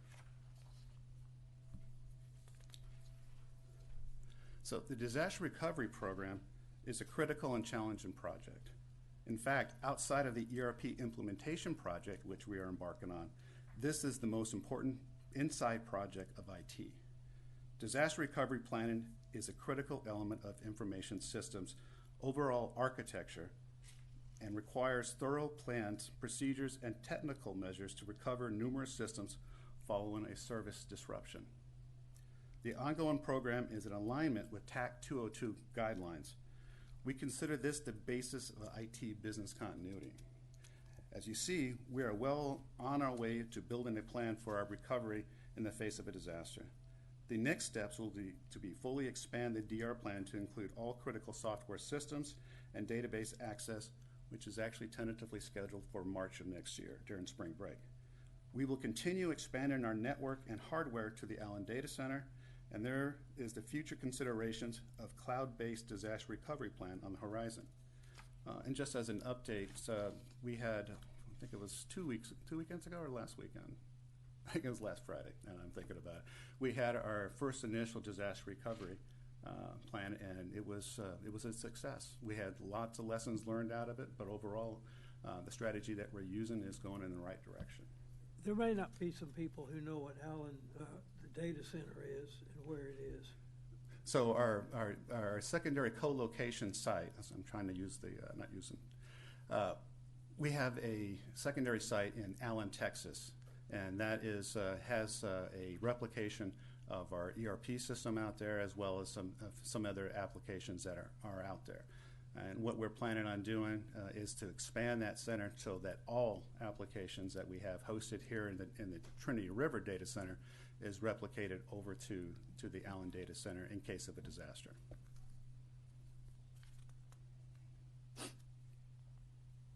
Excuse me, need some water.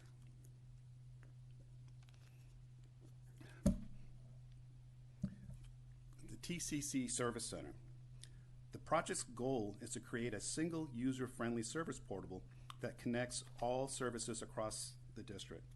We are accomplishing this through the establishment of the TCC Service Center. This site serves as a hub for growth and support of institutional services. Ultimately, the goal is to provide a single front door for all service needs. Early last year, we identified and onboarded the new service management platform called Team Dynamics. On this slide, you can see we're currently working on and what is planned for next year. Through our information management group, we are working with onboarding other district services providers across the institution for that single front door, including procurement, finance, HR, and others. Can I add one thing, because I think this links nicely to our discussion about HR. So right now, HR has an email box, Ask HR, that you heard about yesterday, and there's so much of the data and information about their workload that's trapped in email. And so by putting them in this system, it's truly a service desk where people will be able to submit requests for service. We'll be able to categorize the kinds of requests, figure out what kind of education materials would support reducing those requests, those kinds of things. And so it'll be a huge step forward in terms of managing that kind of service to the organization. And so it's just a really good example that links to some of the challenges that we're seeing in HR right now. So, well, indeed, it's designed to be the single point that anybody, student, faculty, staff, need to get any kind of request. Ultimately, we want to go to one location. And actually, it's service.tccd.edu. And so if you go there now, you'll actually be able to see that. Right now, it's limited to IT and the departments that I just mentioned, but ultimately, the goal is to have every service in there.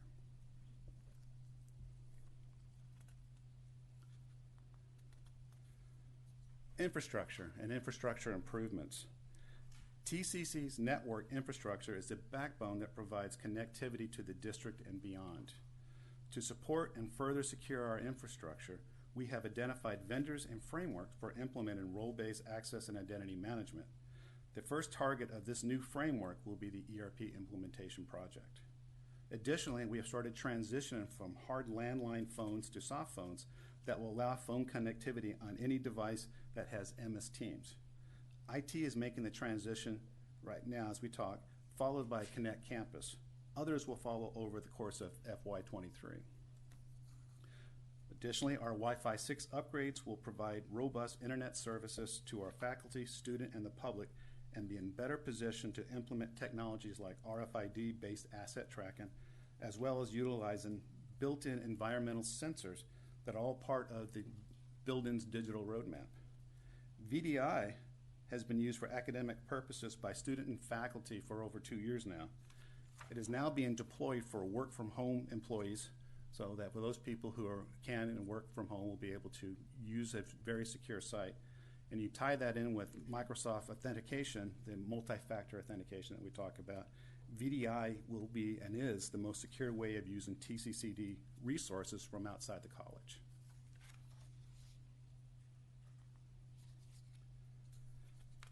Information security work.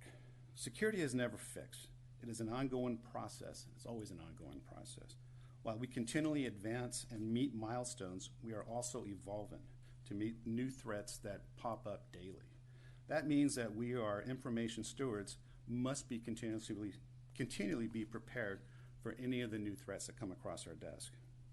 We have an extensive security program that keeps us on track underneath TAC 202 guidelines. This includes strategies to train our faculty and staff. It also involves more in-depth training for our IT teams as well as the school's executive teams, which you guys will be seeing more of that this coming year. And by the way, it is mandated by the TAC 202 that we have to do that. So, we are implementing security and incident management processes, as well as upgrading or updating our security management strategy. To ensure we're continually remaining on top of our game, we will assess our security posture, and we do this constantly. And to move on to a more cloud-based posture, we will then increase the security of our systems. So really by the adoption of the cloud technologies, as I was mentioning about earlier, really entails lots of security benefits as well as resiliency benefits, such as being in the cloud, they have their own disaster recovery capabilities. So for example, ERP. The ERP system will be online, and they actually use Microsoft's technology to ensure continuity of service. So the big one, the MyTCC experience, implementation experience here. We are at the beginning stages of this anthology partnership, which includes several third-party subject matter expert companies that will help ensure that we implement the ERP and student systems, utilizing best practices for our students, employees, and the community. FY23 is an aggressive year. We are focusing on the establishment of secure infrastructure to support the ERP and beginning the planning, blueprinting, and implementation phases of the actual products. As mentioned earlier, this implementation includes the Identity and Access Management Program and the establishment of a permanent testing and quality assurance program. All the work envisioned will dramatically mature One IT and the college's business processes.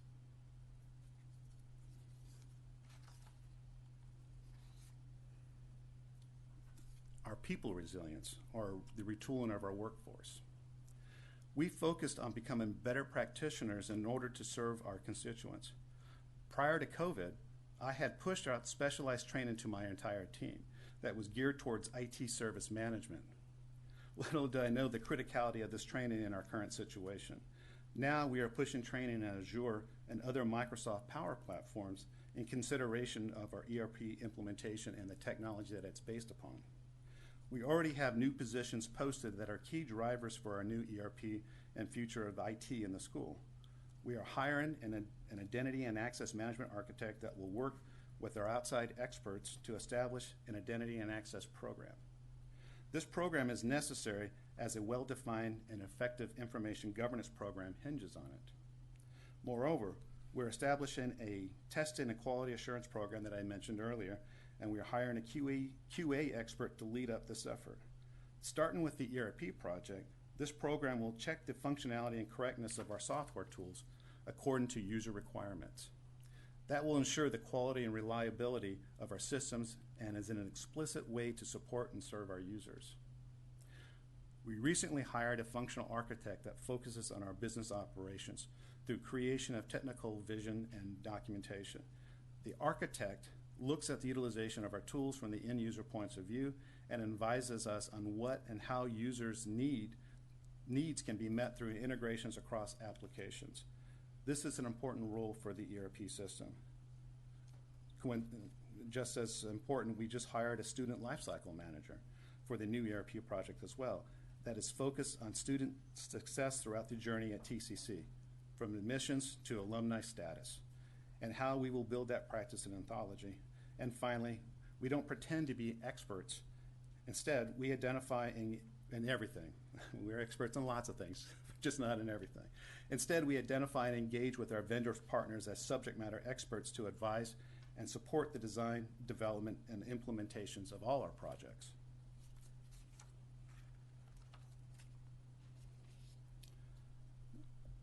As you can see here, there's so much technology that is coming down the pike right now. And it's going to take all of us and the academic side of this to figure out how we're going to integrate this into the business of the school.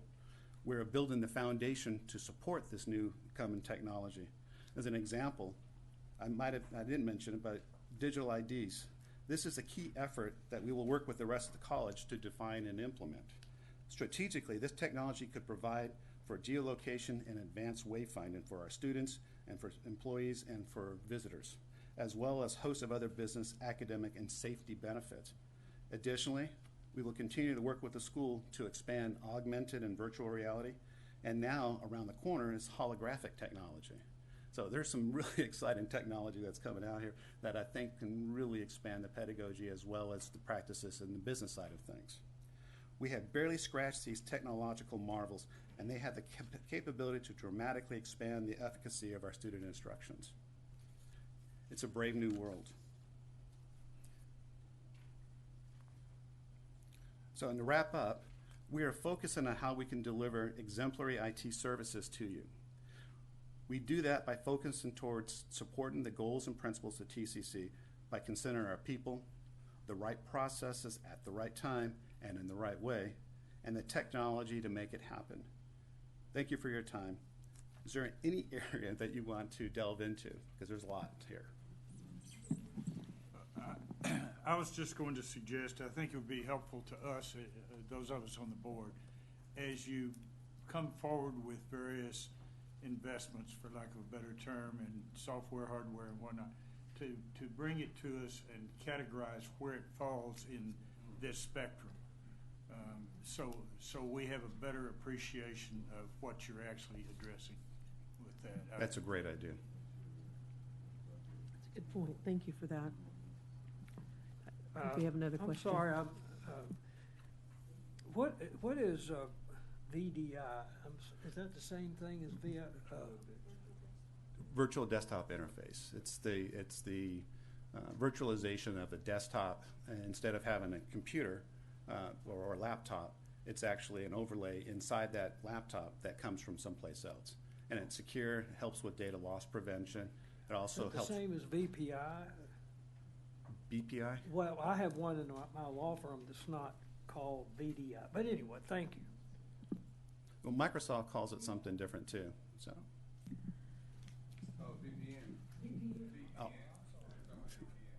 VPN, that's a virtual private network, and that's a secure encrypted tunnel, like a network traffic.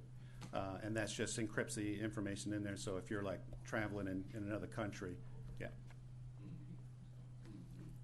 Good catch, Reg. There we go. Thank you for this presentation. I like the way you broke this into categories and the different topics. So just two quick questions. We've talked a lot about the direction that we'd like for particularly any new buildings that we're doing. We want state-of-the-art technology in those buildings. So if you could talk a little bit, maybe this is Susan, I'm not sure, of how we're working with the plan that we've been working with our team and what they're envisioning and how we're working, how that's being incorporated into this. That's my one question. And my second question, and you mentioned it earlier about some internships, but I'd like for you to talk a little bit more about how we're exploring internships for our students, because again, we're looking at how we can go from education to occupation for these students. So maybe talk a little bit more about that and what our plans are to do that. So Yeah, so I'll hit on the digital roadmap Thank first, you. that we're in the final contracted phase with Intelligent Buildings on that for them to really help us scope out how we would get there and what we would spec for that, and standardizing our requirements for a variety of things. A lot of them are focused on our building automation systems and how we aggregate data across all of the existing systems. So that's a big area. What we did probably 2 years ago is we actually identified a person in IT that their job is to be the conduit with real estate and facilities for purposes of all of our facilities planning, because before it was a little bit, and a little bit more ad hoc. Part of it has to do with making sure he brings in the right people about infrastructure. Part of it has to do with, as we plan, the tools that are available for people as we build spaces. I mean, even including what we've done with conference rooms and things like that here in this building, that we're working together proactively to define those. It's going to become relevant also in what we're doing now with the security planning. You know, we talked last week, or was it last month, about it all runs together. I know. So the security cameras and that kind of thing, doing that kind of planning together so that we're selecting hardware that we're all not only prepared to install, but prepared to operate and use the data and information from in a coherent way. So there's lots of interaction that's happening on that right now, and they're part of the steering committee that's working on the digital roadmap. And I know Bob will comment on interns, but we did just recently have a meeting with Dan Lufkin and some of the folks that are doing apprenticeship work. And we've established one in real estate and facilities to deal with the building automation systems, to have an apprentice where, and I didn't fully understand what the difference between an apprentice and an intern was, but we're asking people in our community to create apprenticeship opportunities, and so we're doing that now here.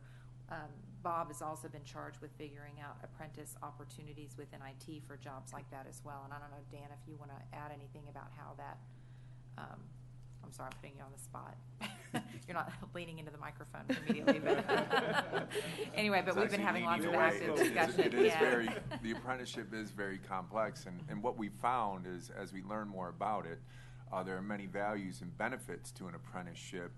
It's just the employer needs to understand what those values and benefits are and how they work with the student, as well as paving a pathway into the career and all of the requirements that come along with it. But they're really beneficial, and it's great to see that TCC, thank you, is supporting apprenticeships. So when we go out into the community, we're able to say, TCC believes in this as well. We're doing it ourselves. Yeah, we need to lead by example, and I'll elaborate a little bit on the one in real estate and facilities, is that again, we know it's an emerging, growing area with building automation and so on, and so we're funding a position to, and I think they've turned it into a 2-year deal where you can actually take on somebody who doesn't have the credentials yet, but you build a roadmap with training and coursework that they'll be taking here at TCC while they're also working alongside our folks. There may be a job at the end of it for them. There may not be, but at the end of the day, they get to be able to claim this as an employer and working in the field and learning on the job while they're also being trained up in it. So there's lots of good examples of other places in the college that we can do things like that. And in some instances, it may help us fill vacancies that we have over time, you know. But at a minimum, we're launching them into the universe with a set of skills as well as some job experience, which is really great. Okay, great. Thank you. And I think if we does that include some type of level certifications that come along with apprenticeships where they get some type of certificate for being able to handle that? So the expectations are set up front between the employer and the employee, who also is a student, to say these certifications are either required now, or through your training and coursework, you will develop these certifications over time to become that entry level or master technician. Can I add as well? So we talked about the apprenticeship, which is extremely important. However, we also have the student hiring, student worker opportunity that in addition to allowing the students to earn money, there are possibilities there. So I think about David Jimenez, who is over all of financial aid, registration, all those enrollment management pieces. He started out as a student worker at UT San Antonio in financial aid. And so you never know how those opportunities will impact people. And we're moving on making the student hiring easier for us to do, because we've not been very good about that. So that's another piece we're working on. Great. Thank you for that. And if there's something that the board can do to help facilitate those conversations, since we are out in the community, please let us know. I think that'd be very helpful. Did you have another comment, Mr. Long? Okay. Okay. Did you have a question? Okay. All right. Okay. We have one other question. Oh, yes. Yes. I do. I Certainly. actually have a question for you, Mr. Pacheco, and this is about the move to Microsoft Voice and Teams. Can you give a little clarification on how you are integrating student needs in terms of their access to technology? The heart of the question is not every student has the same access that we may have to the top-of-the-line digital technology. Right. And we've already started to hear concerns from faculty about how moving to voice and to Teams is impacting their ability to do engagement with students. For example, I had a meeting with a student on Teams the other day, and it's great, it's convenient because it's virtual, but the student had issues logging in. And so I just have a concern about moving forward if we shift to the, I think you called it the soft phones. Yeah, soft phones, how that will impact faculty and student engaging with problems, when it comes to, issues in classrooms. So the thing about the Microsoft Voice, and it's called that, and the platform on our side will be Teams. However, the students can use any phone, and they can call, and the faculty itself will be using Teams like it's a regular phone. And so it won't impact the students at all from that perspective. Now, on a different question, you kind of alluded to that, is if you recall, we're in the process of getting rid of Google, right? And for fall of next year. And in that process, we're going to be moving everybody to Microsoft Teams, the students included. They already have Microsoft already. They just don't realize it yet.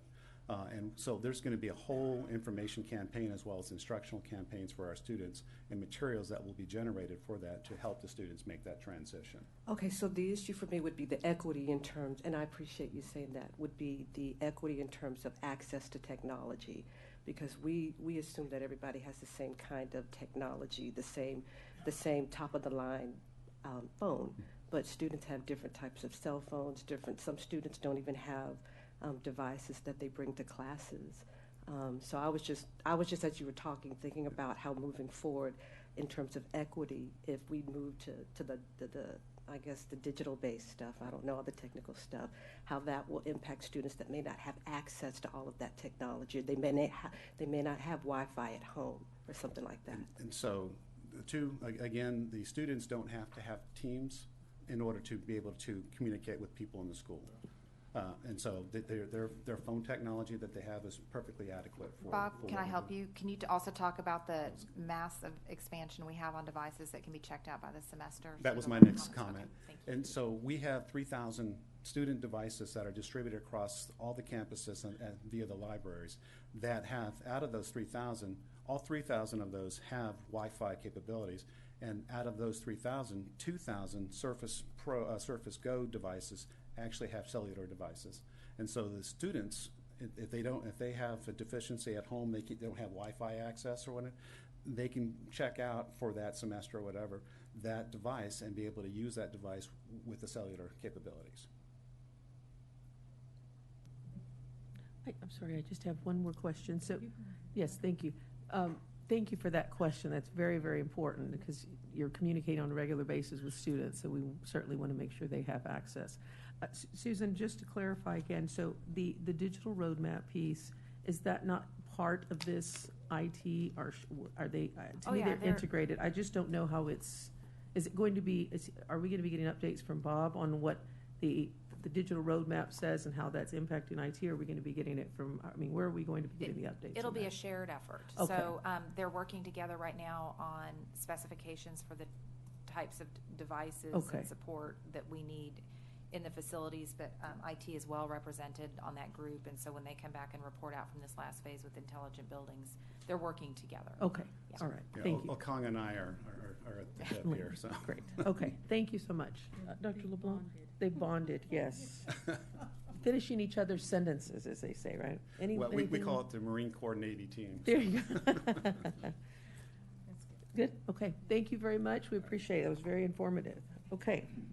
We're going to go on to our next topic. Dr. LeBlanc, you want to take this one, Yes. priorities? So, very good. So, Before we discuss priorities for the next 6 months, I would like to share some additional information. We have two very brief presentations. One is by Dan Lufkin to talk about recruitment and retention efforts linked to the enrollment. So if you would go first. And he will be followed by Reginald Gates, who will give a big picture information about communication. Yes, Okay. thank you. Thank you, Chancellor LeBlanc. Dan Lufkin, TCC South Campus President. It's a pleasure to be here this morning. Also, thank you, President Ayala, Board of Trustees, for the last 2 days of engagement. I've found it very refreshing and enjoyed the conversation and engagement. So as a part of that, I'd like to be a little interactive with this presentation as well, knowing that I have a short period of time. What we're going to look at here is high-level preview of recruitment retention strategies that are planned over the next 3 to 6 months. As I hearken back to, I think, the last retreat, Trustee Barr had asked, who wakes up in the morning and looks at recruitment, retention, completion, and our enrollment? Well, the response was, under the leadership of Chancellor LeBlanc, it's a collective, collaborative effort. Knowing that, we still have to have a team that really helps coordinate, facilitate, and strategize, operationalize many of the 3GAP principles and recommendations to move the needle on our recruitment and retention efforts. So this is just a snapshot of that. If we can go to the next slide, please. Here, I just want to notate some successes that we've had here in the last year. For only the second time in TCC history, spring enrollment was higher than prior fall. And again, that is a result of a collaboration that happened among all of our service areas, such as business services, student affairs, the registrar's office, getting together to collaborate on strategies, how we could increase enrollment and reach out to our students for successful application yield rates. Projections for fall, based on current registration data, TCC enrollment is above the fall 2021 by a few thousand. Ms. Alnice mentioned this earlier. There are a few assumptions in this data. One is that we are really currently, registration started later last fall, so we have a 2-week head start, right? Also, I would say there's an elevated focus on recruitment. Prior to the end of the spring semester, working collaboratively, a team sent a draft email to faculty leadership and asked faculty leadership to share that with their students before our students left for the summer. So there is this elevated sense of urgency around recruitment and retention. And lastly, just looking at the data there, it's important to note that our goal moving forward is to get back to that 50,000 students that TCC has prided itself in saying we serve over 50,000 students annually. If you look back from 2015 to 19, really the biggest loss is in those students that are in the 25 plus range. Well, as we saw an increase in 2017-18 where that population was decreasing, the dual enrollment population was increasing. Therefore, it mitigated any of those losses that we saw in the 25 plus range and even in that 18 to 25 range. Now, as we've seen a decrease in all of those age groups, we're starting to see the impacts of a decreased enrollment. So this is a team that Dr. LeBlanc charged us to put together so we can really start to examine, analyze, assess, develop outcomes for enrollment strategies. This team is comprehensive, as you can see. It encompasses all of the areas of the college that are critical to successful onboarding process. We will meet regularly at least monthly, if not bi-monthly, again, to come up with metrics, goals, action items, and then obviously we'll be able to measure those over time to see if we're being successful or not. If we go to the next slide, the role and the purpose of this team, and I'm not going to really read all these to you as you can see them up there on the slide, but really re-envision, innovate, create models that best respond to the evolving needs of our stakeholders. As we've learned over the last 2 days, and we know, our students have different needs. Our business and industries have different needs. And we need to be able to reach out to those students and the business and industry partners and respond to those needs as we evolve as an organization. And these are the types of discussions that we'll have within this work group. We're going to be data informed as we move forward. We're going to partner with our internal and external constituents. Again, we're going to develop those strategies, but have metrics in place to measure our success and to reevaluate the strategies as we move forward. And I think most importantly, we're going to establish and implement timelines so we know exactly where we are within the recruitment and process and the life cycle of our students. And then critical to that, obviously, is creating communication plans. Here's just a brief example of how we'll use data to inform our process. So currently, we're going to hire, we are approved to hire 11 enrollment coaches. These are really recruiters who will be out in our schools, in the high schools, as well as the community, with our business and industry partners, and providing awareness of all of our programs. If we were to break down the data by one segmented population, take, for example, our high school partners, our high school graduates, currently, of the 19,400 seniors in Tarrant County, we get about 8,500 interest cards. Those become about 6,500 applicants, and then ultimately 2,234 enroll. That's an 11% return. If we have additional enrollment coaches to reach that goal of 43,000 students for the fall, the metric now is to increase that by 10%. So we should, if you look at the right-hand side of this graph, interest cards should go to 10,500 roughly. Applicants should be 8,500 with a yield rate of 4,000 plus students.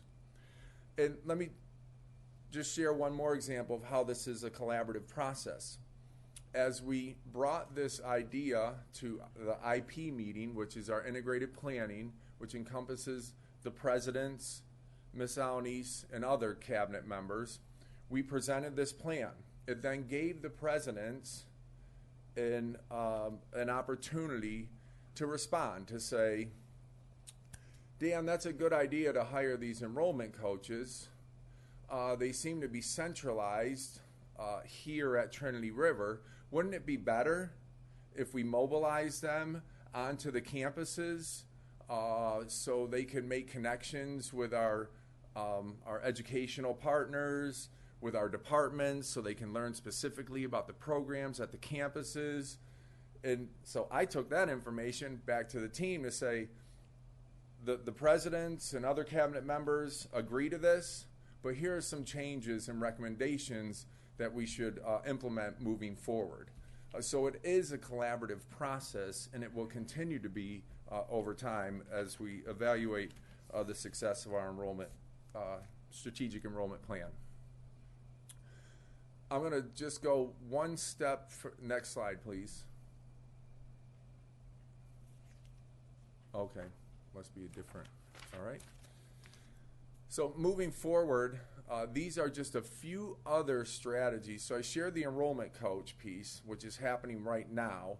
And these are other strategies as we move forward for recruitment. Yeah, I know, I'm missing that slide is, okay.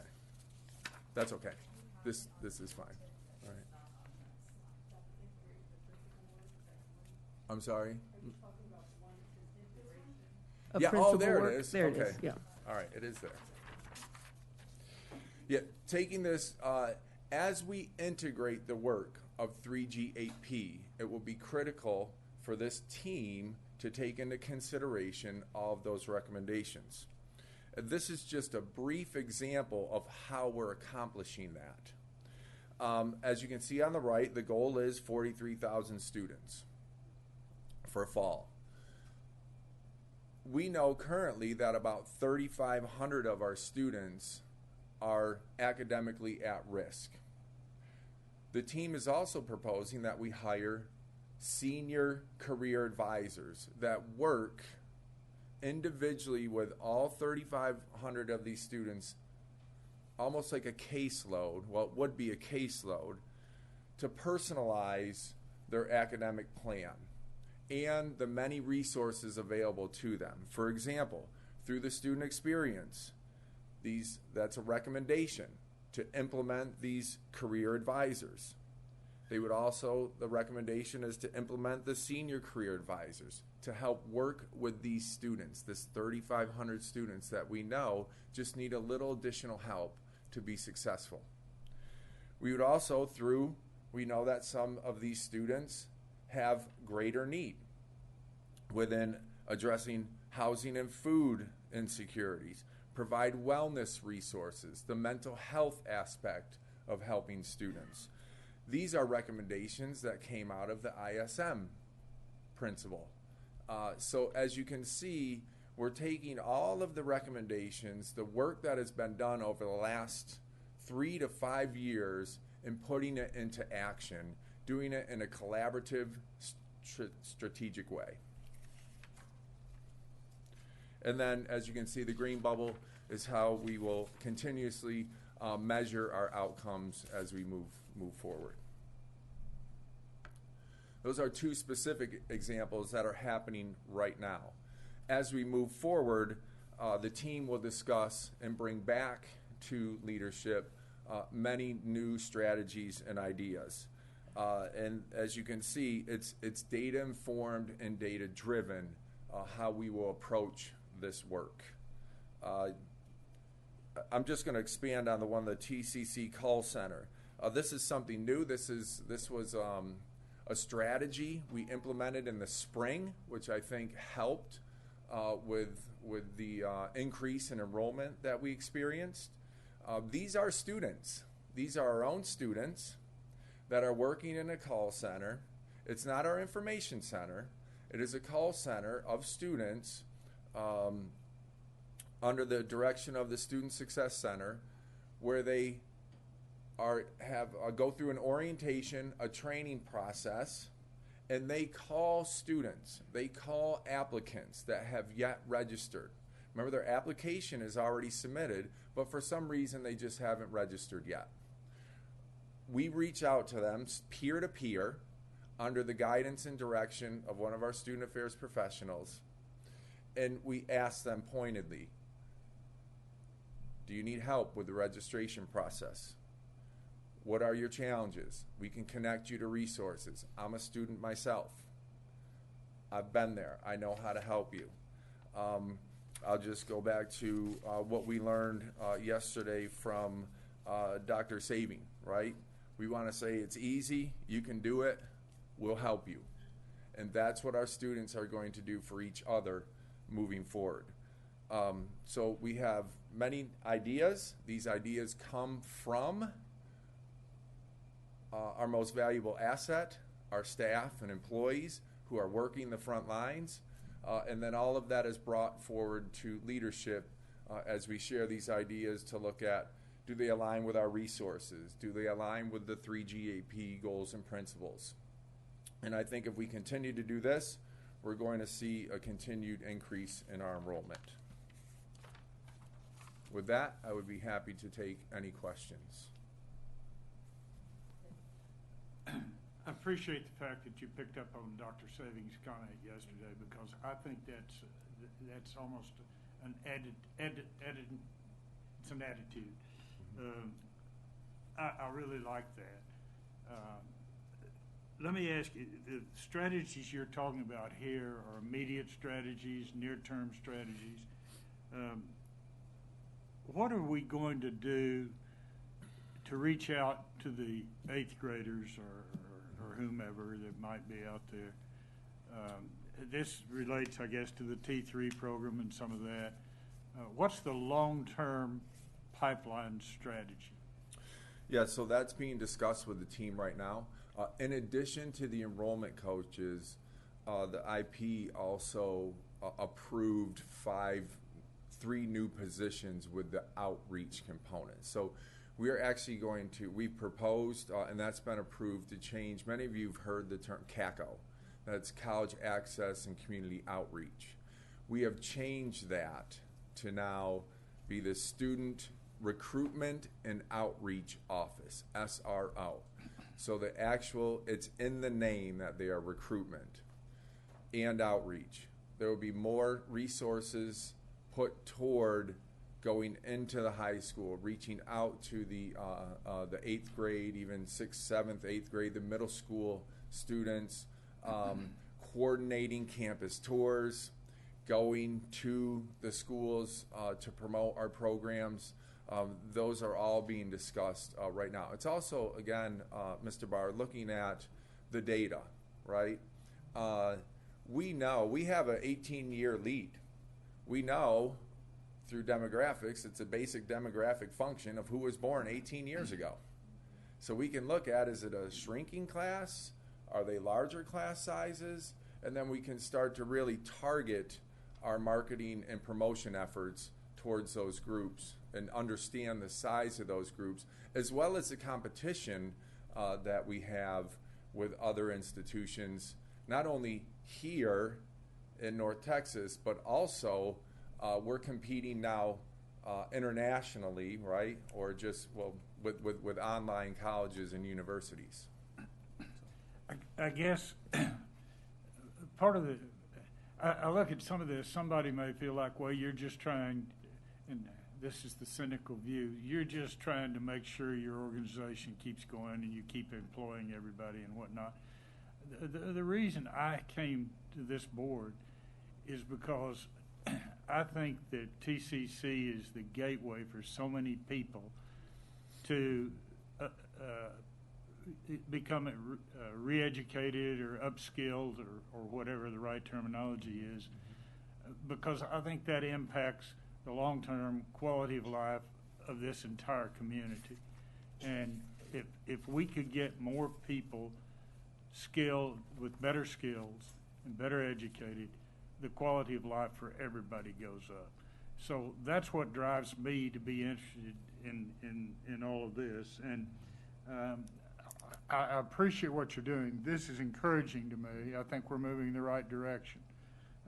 And I'm not trying to speak for my colleagues on the board, but I think this is the type of thing that we want to help with, we want to be aware of, and we want to encourage you and the whole team to keep going on this. Thank you. I think just to piggyback off of that a little bit, and we've had opportunities to discuss this very briefly before, but if we're looking at strategic, policy-oriented ways to help move this work forward as a board, one area with regards to how do you bring this information to 8th graders is that there is a state-mandated curriculum for 8th graders that includes basically pathways to, workforce, education, those types of things. But I have an 8th grader who will confirm that there is no element that is related to the concept of a community college as a part of that curriculum.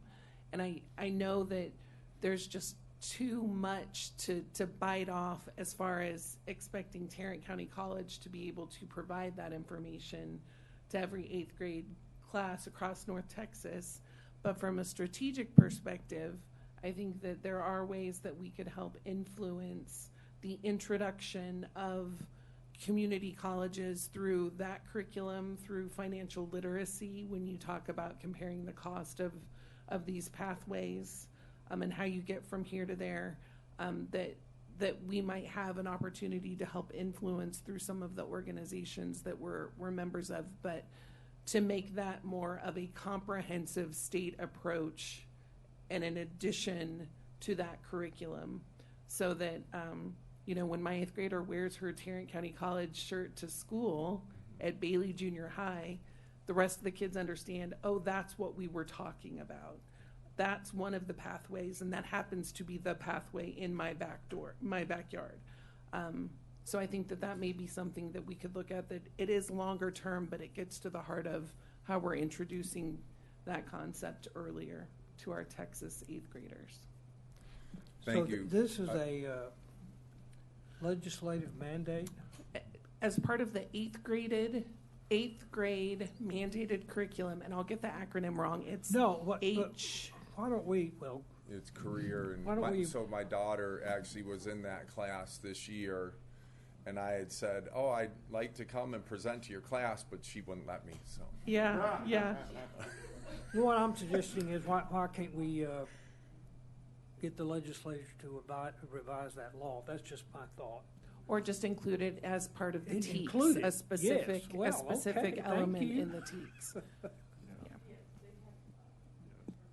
It's like they're going to go a career path of some sort, whether it's engineering or something. Yeah, College something career like that. readiness Yes. and military as well. It's picking their endorsements in the 9th grade. They have to select them in the 8th grade as part of House Bill 5505 and Senate Bill 3. So the class has to be taught for exploration purposes, so they can select. And I think the opportunity for us is, with that selection, to be intentional in showing that entire pathway and the opportunity to move through to the community college. The work is laid out. It's just connecting the dots within the community. The way I've seen it in some places nationally, everything from boards and cabinets adopting elementary schools, where you go in and you take T-shirts and you're touting TCC right at that 8th grade level or even the elementary level. I've seen the adoption of elementary schools so that there is a visible presence, and you find out not just our agenda, but what are those schools looking for, and then we have a presence related to those agenda, and we build relationship long term. Those efforts have been very successful. Something that TCC has done very well historically are some of those spring visits where you bring middle school kids and emerging high school students to campus and let them experience the one Dr. Madison, the animage tables and the various things that are hands-on, check out the welding bays and all of that. The more that they can be here, tying to the campaign that's being driven about belonging here and seeing a place for themselves and their families here. Through community education, we've just built out a new business plan where we're doing more to engage. We look to do more to engage the community in a variety of ways that builds out a pre-pathway, so that these are fantastic, by the way, but so that with our summer camps and programs, they will be aligned at the campuses to pathways, and our chancellor has extended some support about ways in which we can take some of our programs into the community in different ways so that people will begin to understand that TCC is for them, and some of that will build into the excellent work that Dr. Lufkin is leading as well. Anybody else? Mr. Hornsby? Mr. Hornsby, you have any questions? No questions. I would just affirm the importance of getting the information into students' hands as early as possible, because at the squeaky wheel gets the oil, and by the time they get to high school, counselors are so overworked with paperwork and all those top 10% of those students are the ones that get through high attention about college readiness. and very seldom do they include college education in those conversations. They talk to you about universities or four-year institutions. But if it's already been introduced to those, then that student might say, well, I think I can go cheaper here. What about this? And then they will support it without doing it. So the earlier we can introduce ourselves to students, or even if we just give things to 8th grade teachers so that they can give them to their students, and the students begin to ask questions, or they ask us to come and make a presentation to their class, those things will be helpful. There's also a place for, and I heard this at the most recent PTK conference, they are working on language that helps shift the perceived stigma around community colleges, or addressing image where people have no idea how amazing our community colleges are, and ways in which even for our community members, our teachers, our counselors in the schools, to even help them understand what we do, what's available, and the breadth, so that they get excited, engaging them, bringing them here, and helping them to be our ambassadors as well. I think these are all really excellent points, and helping as far as the sustainability for this long term. And a couple of things that y'all mentioned about getting out into the communities earlier. Some of the ISDs I know have pyramids where they work with the high school, the middle school, the elementary school, and we have these PTEC programs in the high schools. I just don't know if at the middle school those discussions are being had about, here's a pathway that you can go in. I know in my community they have it's something with either architecture or construction, and that would be a great way for the students to have that introduction in that middle school. So I don't know whether or not that could be something we could explore, to have some of our folks talk about the programs that we have at those pyramid meetings, Dr. LeBlanc, and that way we'd have one-on-one, and then we'd have the support of the staff and the leadership. But that might be something else we could explore. So he talked about integrated planning meeting, and the reason for that is that all of the principal work is interrelated. So the work that he's doing is also related to the work that Dr. Coppola is doing with the high school and educational partnerships. It's connected to all the other pieces, as Kenya mentioned, also that the continuing ed folks are engaged. So all of them, and that's why they have to meet together, share ideas, and each react to each other's, because we can't duplicate effort, but we want to work as a team, and that's what you're saying. Yeah. This is great. Thank you very much. Okay, And we thank look you. forward to hearing more updates on this and how we're progressing. So I look forward to sharing it. thank you so much. Okay, thank you. Uh-huh. So earlier we talked about marketing, and it's bigger than a bread box. So Reginald's going to share big picture of what we're looking at. You have something at your desks that he may be referring to, so. Yes. Reginald Gates, Communications and External Affairs.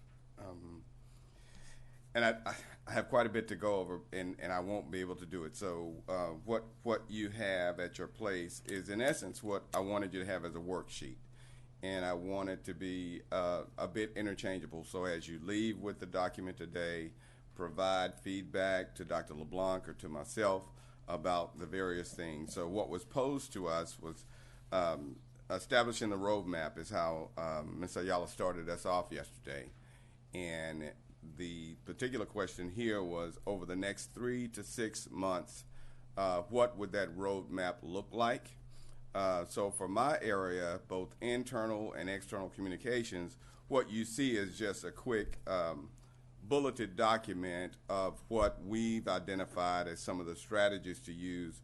While this talks to 3 to 6 months, some are obviously longer than that, and some will be done immediately or already in motion. Just an aside to the conversation that was just had, I think of the NASH partnership that has long been with the Trinity River Campus as that kind of model for what was being discussed. So there are some things that we've done in that early on tracking, I think, is what makes a difference, and building those relationships, obviously. just another digression. Yesterday we were asked how we could live the mission better, differently, and I listened to that discussion and I thought about what we've historically done. All of our strategies have been based on the assumption that folk were coming to us. The pandemic has forced us to look outwardly and to know that we have to get out of these well-built homes, i.e. campuses that we've built, and go out to where the people actually are. So when you talk about strategies that we just discussed about how you reach them earlier, how do we reach the constituency that we currently don't have but are becoming a larger part of our population? And we talked about those who need us most not appreciating us in the same fashion. So this document that I'm going to go over briefly with you, the first talks about internal communication. So that's a piece of what we do on a daily basis. You've heard the different audiences that we have. We have students, we have employees. The primary vehicle that we use for employee communication is the intranet, namely inside TCC. So that's a vehicle that we do. The first bullet is what Dan just talked about, the new strategies around recruitment, retention, and completion. So we have to communicate those strategies. That will be done through the internal vehicle of communication that we use. So here's how I want you to think about it, why it's so important.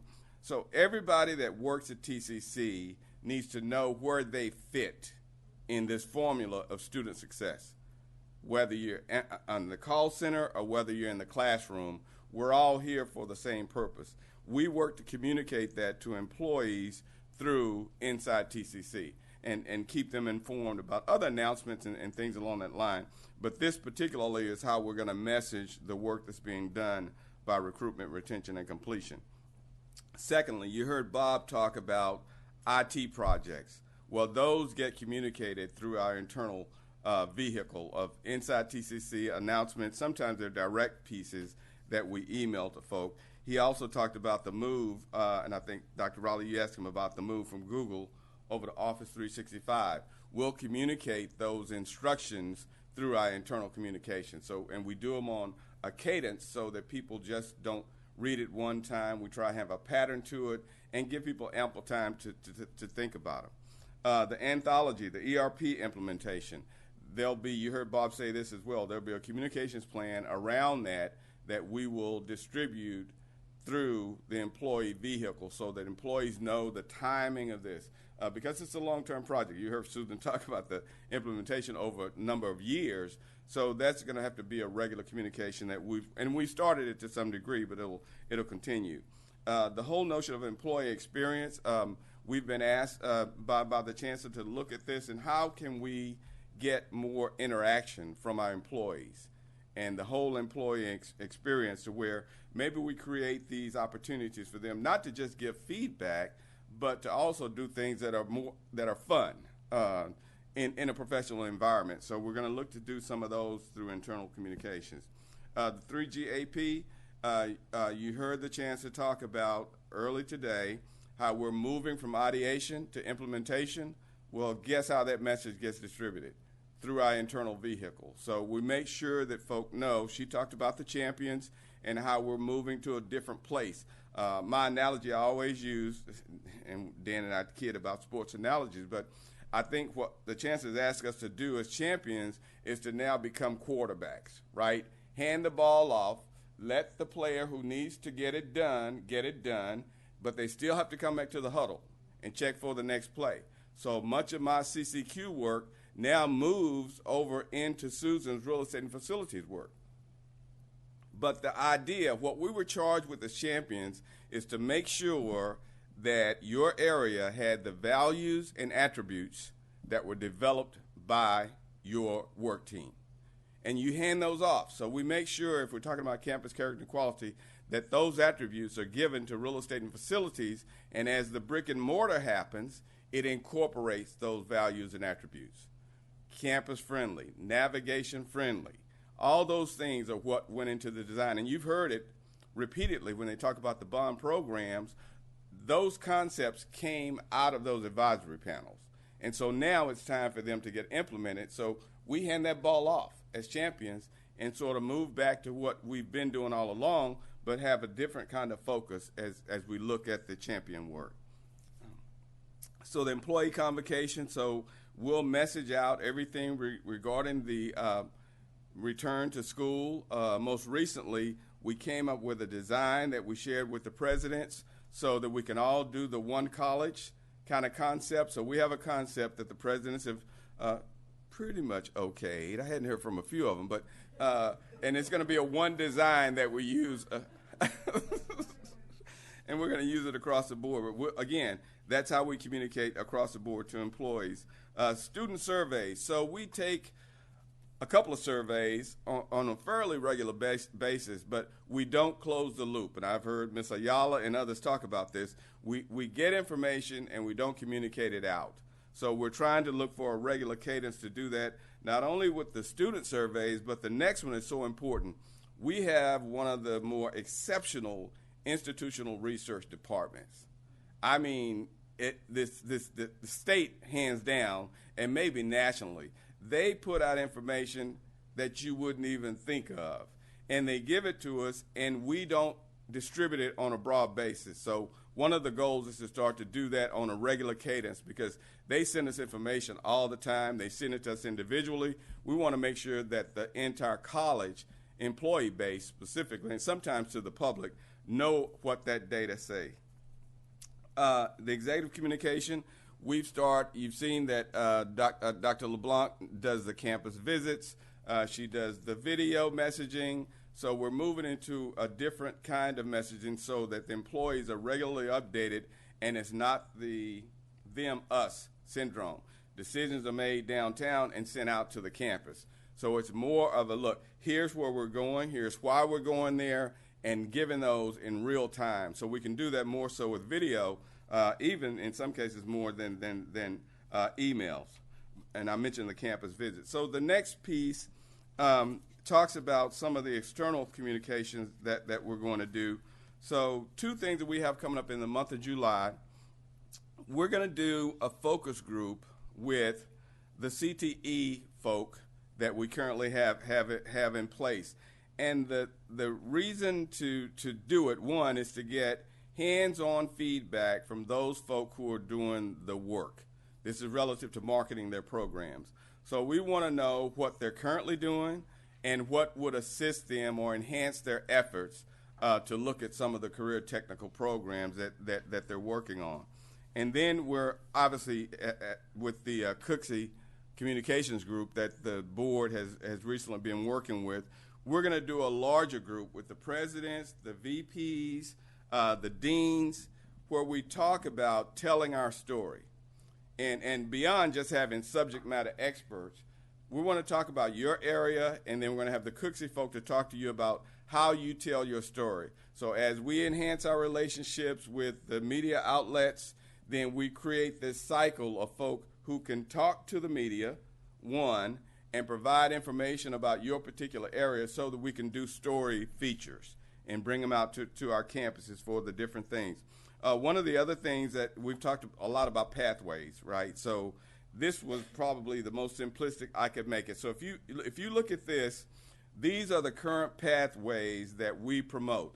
Now, Zarina and her group, there's still work going on with these pathways, I believe, but this is what we have on the website now. So here's the cascading effect that we're going to do over the next several months.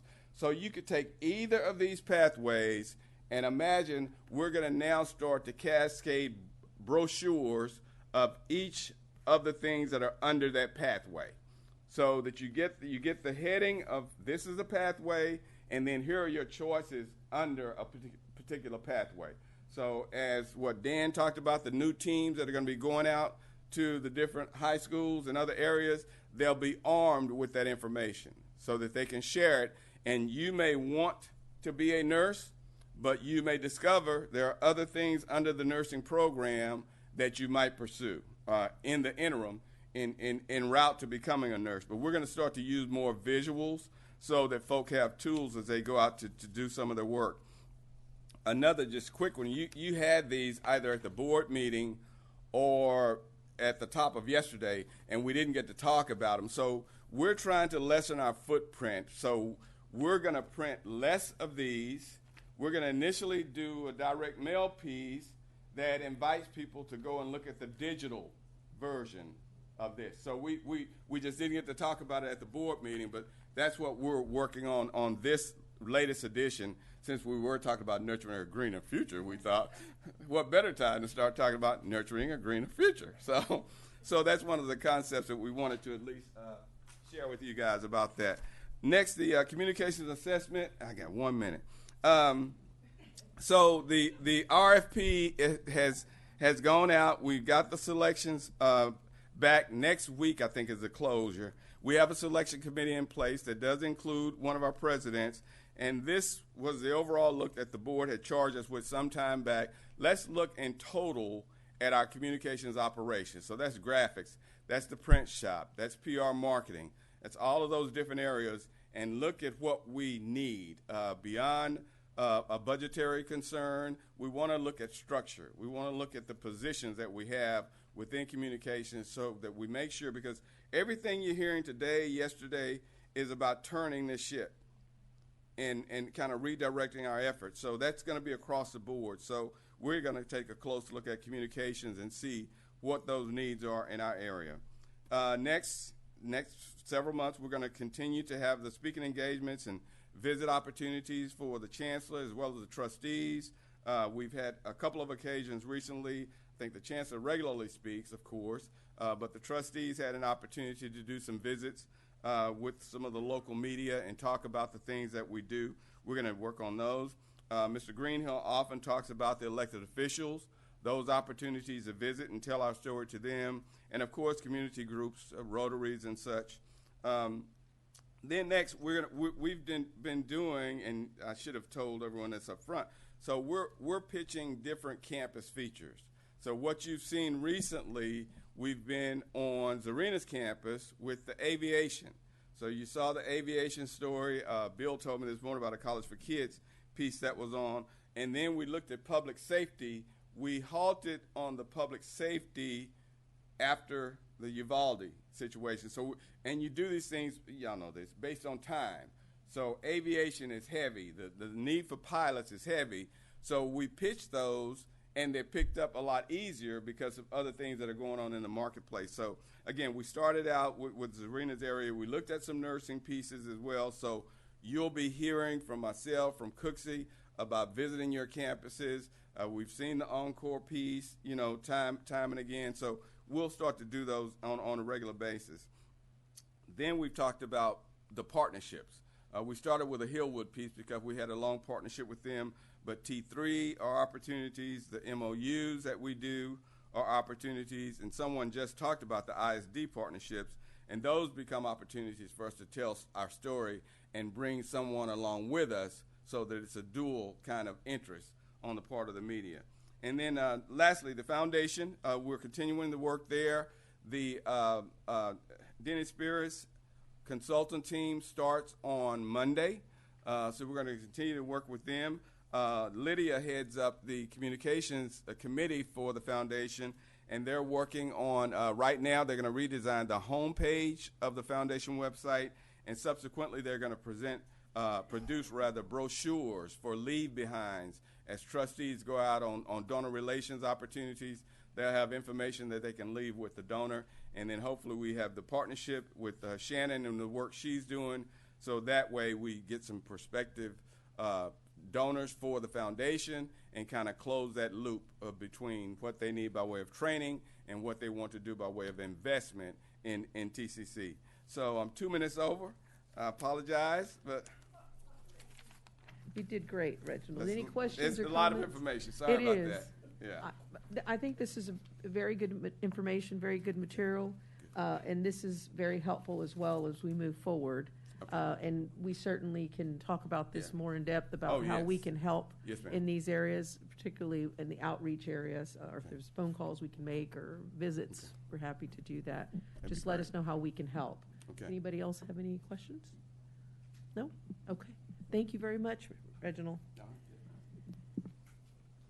That was great. Thank you. So you have proposed, we've talked about in the last few weeks having priorities for us for the next 6 months, 3 to 6 months.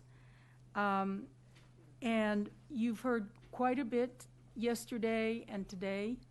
All the information that was shared the last 2 days was in an effort to start the discussion about priorities for us for the next 6 months. And these are proposed, what you have there in front of you, the implementation of the 3G8P Phase 1. Success metric is that we will increase student enrollments by 10%. So you heard about recruitment and retention from Dan. And of course, it takes a team, so all of us around this table will be working on that.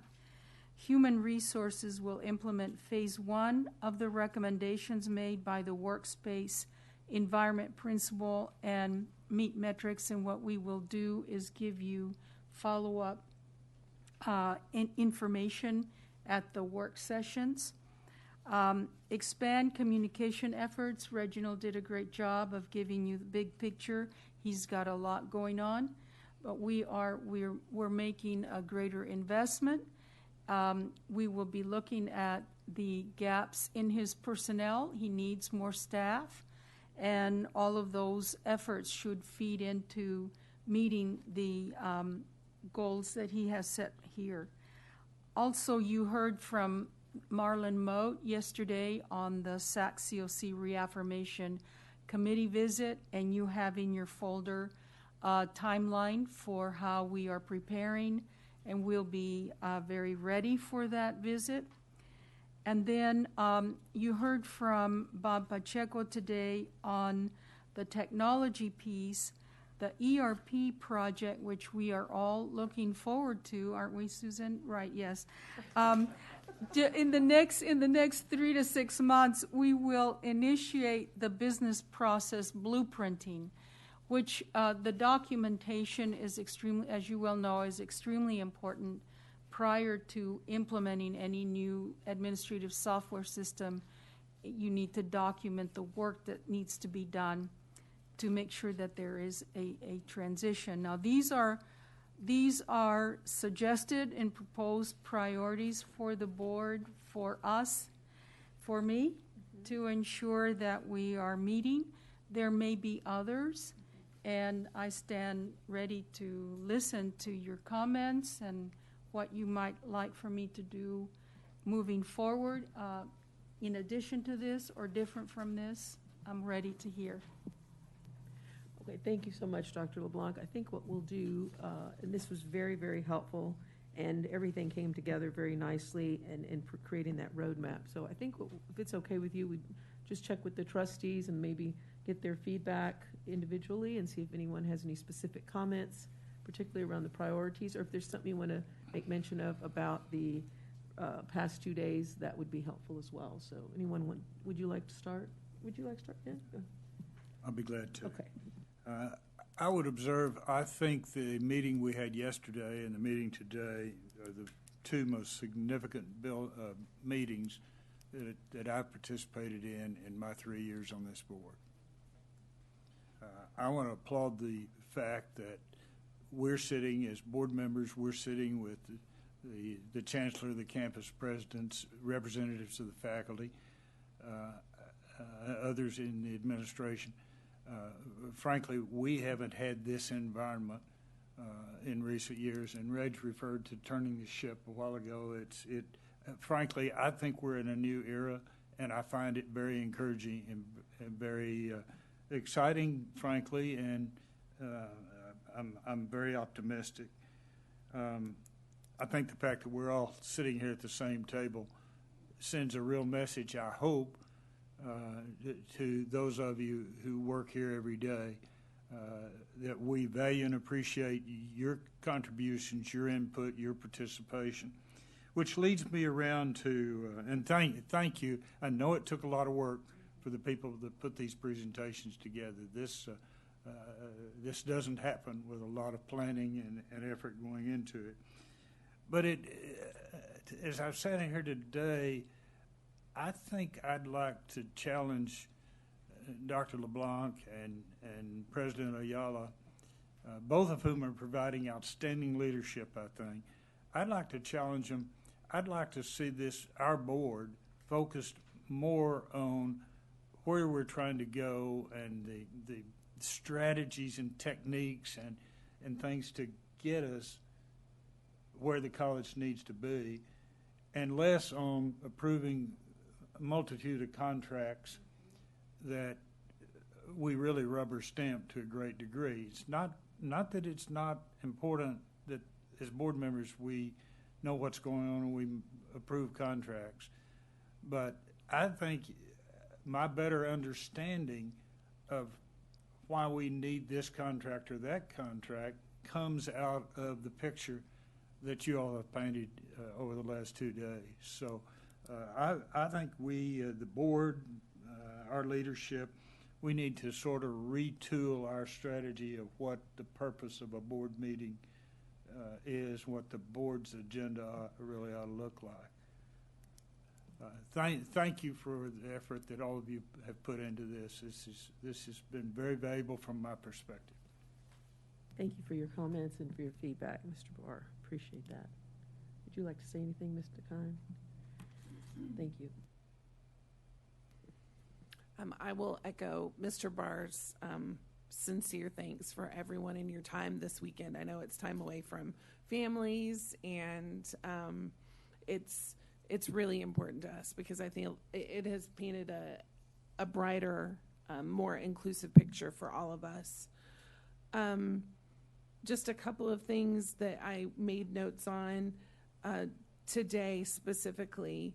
I know we talk a lot about the impact that COVID has had and continues to have on just every aspect of what the college does. Also, it underscores kind of the urgency of the mission that the college is involved in terms of economic recovery and retooling skills in the economy. What I would ask is that in future meetings, as much as possible, please help us remain informed by letting us know what types of things you need our help with to overcome what has not been able to be accomplished. I think that really the presentation we received yesterday just applied to so many different areas, not just economics, but how we can really magnify that momentum and make up for time that was lost due to all of those impacts. The other thing I had to say before I left is I am on an elementary, junior high, or high school campus at least once a week during the school year. And one of the things that I think is so exciting as a pathway is that so many teachers, especially in the district that I come into contact most often, which is a 75% economically disadvantaged district where pathways are so important, are the presence of pennants on the teachers' doors. And that's so exciting for students. I don't see community college pennants. And I think that is a very small, tactical way that we can introduce our collective excitement about all of the various places that our teachers, who are so significant, spend so much time with our kids as they make their way up through those pathways, where they came from. So if I could be queen of the world for one day, I would produce a limitless number of Tarrant County College pennants, and I would distribute them to every teacher who has come through our institution, so that we could share that love of what exactly Tarrant County College can do in transforming the lives of our students and their families. And I knew if I didn't say that, I would forget it. Reginald's jotting it down already. Yes. He's shopping already. Yeah. And I'll be happy to help distribute them. And I would like to be queen of the world for one day. But thank you all for your work. We may have to pick the date, but that's okay. It'll be a Saturday. Yeah. Sure. Well, thank you very much for your comments as well. That's great feedback. Mr. Hornsby? Well, I will just echo what my other colleagues have said, is how important it is for us to have received this information, and we thank you all so much for not only putting it together, but to staying and engaging with us. and fielding our questions. And I know you're on the 4-day work week, so most of this has taken place in times when you would normally have been able to be with your family. So we really do appreciate that, and we don't take that lightly. I am a lover of Tarrant County College. I'm a graduate of Tarrant County College, and so my wife's an 8th grade teacher at a school with 100% free or reduced lunches. So the whole school is in that area in Arlington is low income. And so those students are prime. She's 7th and 8th grade. She's special ed teacher herself. So, but that whole school area that's a field for us to really get in. They feed into Bowie High School, which still is another area of great concern where there's a great need for educational processes and a way to see how I can do this other than for the top tier students. So I do believe, as others have said, we have great opportunities. And I've always said ever since I interviewed was that this is the best kept secret in Tarrant County because Tarrant County College is one of the greatest assets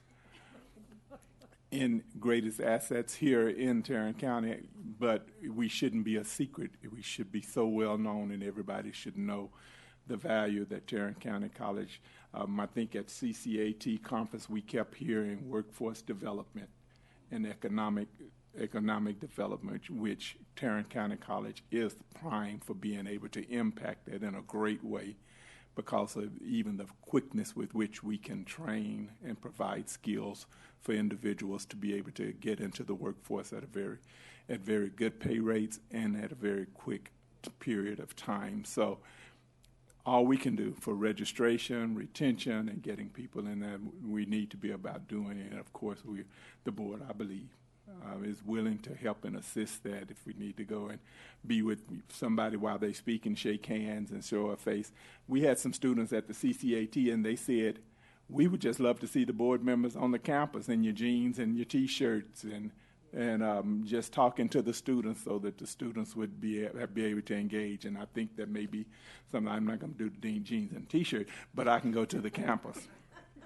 I don't wear those types of things unless forced to do so, but I will go to the campus. And I appreciate you all so much. Thank you, Dr. LeBlanc, for your leadership in getting this done. We appreciate it. This was a good retreat. Thank you, Mr. Hornsby. Appreciate your feedback as well. Well, my comment is how far we've come. I've been on the board since 2011. Of course, Dr. Morrison's not here, and she's been on here for many, many years. But this is the first time we've had these kinds of meetings, and it really confirms that we're a team. And I'm so proud of this. We've come a long, long way, I can assure you. As a board, our participation is growing as a board members. As a follow-up, that's what I love to do, is to go to the campuses and see what's going on and talk to the students. And when you go down this hall and during the regular season and you see all the activities and snow cones.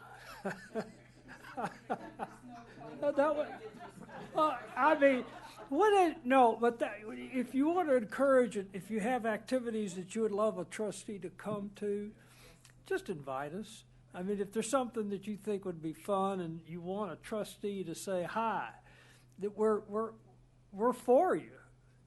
But what I really want to say is that I am so proud that we are such a team at this time. We've come so far, and I want to make a shout out to our in-house counsel, Carol Braken, for getting us through some very difficult times, but we're on a roll, no difference. We're on a roll, even though we've got some legal things going on. I feel confident that this is all going to turn out just fine, but thank you all for the teamwork. All for those comments. I think it'd be appropriate, if it's okay with you, we'll go ahead and see if the presidents want to share any just candid feedback about what you enjoyed, if there's something you'd like to see more of, but you're welcome to share if you'd like. Do you Who would like to solemnly go- swear to who tell the would like- truth, the whole truth, and nothing but? Who would like to go first? So they put the mic in front of Bill. Yes, Bill. I'm still the old guy in the corner there. I don't have a clue what Bob was talking about.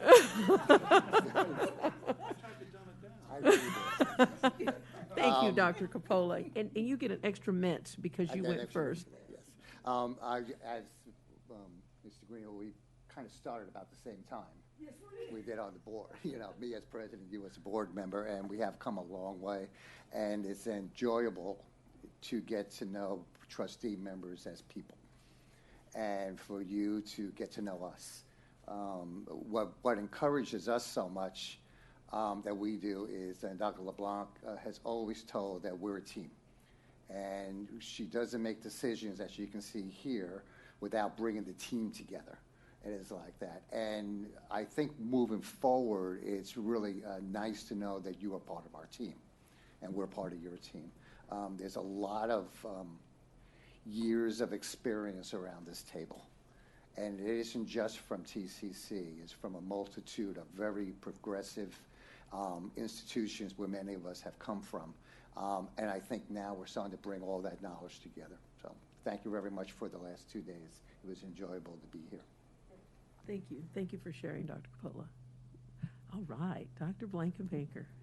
So I'll go next. So I've been at Tarrant County College now in June for 5 years. And prior to that, I served at another institution for 20 years. I just want to remind all of us what a wonderful institution Tarrant County College is. We are financially sound. We enjoy an excellent reputation in the community. Everybody in this county loves Tarrant County College. And then nationally, we continue to enjoy also a positive reputation. We have many areas of opportunities to work toward, and we've been engaged in that as we implemented our 3 goals and 8 principles. And you've heard us talk about the 133 initiatives that we've been engaged in implementing. And that has involved a lot of our faculty and staff throughout the institution. So they are with us, they are alongside us, and we appreciate your positive engagement at the campus level and also here. And I particularly appreciate your encouragement that we be more strategic, right? We're doing a myriad of different things.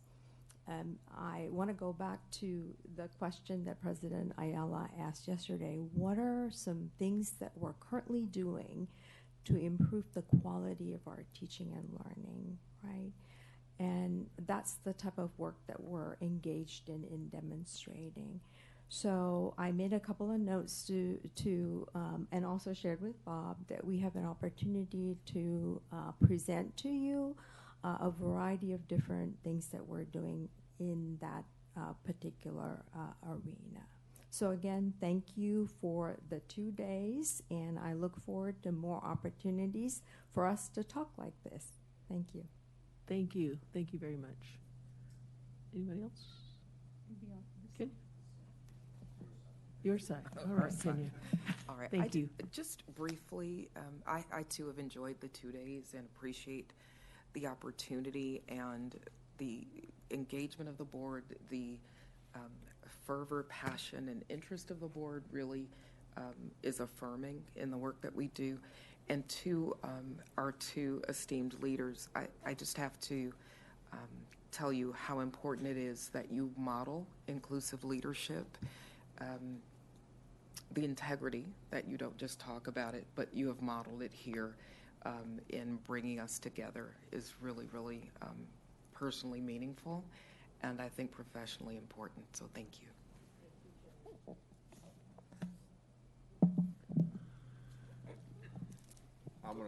I'll say something, then I'll turn it over to for Dr. Madison to close it out for us here. Bring it on home. I'll just simply say, as I stated earlier, I'm the newest member of the team, and I have really appreciated the welcoming that I've received. Tarrant County College is an exceptional place to work. We have excellent faculty and staff, unbelievable facilities to work in every day. And I just see such a bright future, and moreover, our students. Our students just really drive our work. You can see that here at Tarrant County College. I think we are very student-centric, and as long as we continue to be student-centric, I think the future looks awful bright in Tarrant County.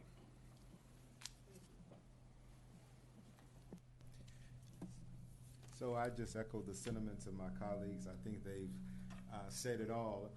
In sum, as I reflect over the 2 days that we've shared together as a team, and I certainly, that's been resonating in my head, this whole idea of teamwork and functioning and operating and working as a team to help realize the dreams of so many in our community. And they're relying and they're depending on us to do so. One of the things I most appreciate about the conversations over the past 2 days is the intentional conversation about not only the student experience, but the employee experience. And if we can get that right, it all translates into what our community knows as the TCC experience and what that feels and what that looks like. And just that type of refocus and maybe there is even a branding opportunity there, I think is what our community is looking for. They've been a part of it. We certainly make up that experience, and it was just refreshing just to hear us make the main thing the main thing. And that's, really infiltrating, filling this experience with the type of agency and empowerment that our students, our employees are looking to us as leaders to help facilitate as we move the ship and go off into our new direction, whatever that may be in terms of our priorities. So thank you all for your leadership as a board, and certainly thank you to our Chancellor, Dr. LeBlanc, President Ayala. Did I close it out? I think you're done. Okay. And everywhere around the room. All right. Sing us out. There you go. You don't have to, but you're welcome to share if you'd like. Tia, if you'd like. Sure. So I started at Tarrant County College in 2013 at Northwest Campus. And I moved to South Campus in December of 2017. So I've had the luxury of being on a couple of different campuses under 4 different presidents, actually, at least, right? And so I can say unequivocally that this last 2 years, being a part of the JCC has been the richest part of my experience. And I think that I've learned so much, and I understand, because you can, from your position, because an organization this size, it's people everywhere, from your position you can live in a little bit of a bubble. And so the only way that you see things is how they directly impact you. But to be at this level, to see and hear and to have conversations about all of the different things and moving parts of the organization, but also to hear the heart of the other leaders at this organization, to hear their considerations and their values, from the board to the presidents to everybody, helps you to better contextualize the decisions that are made, and then to figure out how do I fit, but then also how do I contribute or detract from what we're trying to accomplish as a college. It's a reminder that we are a college of multiple people, multiple aspects, serving a community that is diverse and has lots of different needs, as opposed to me showing up every day and going into my classroom and thinking about what I do and who I interact with on a day-to-day basis. And I think that this experience has been valuable in seeing the board ask us, as jarring as it feels sometimes, what our opinion is.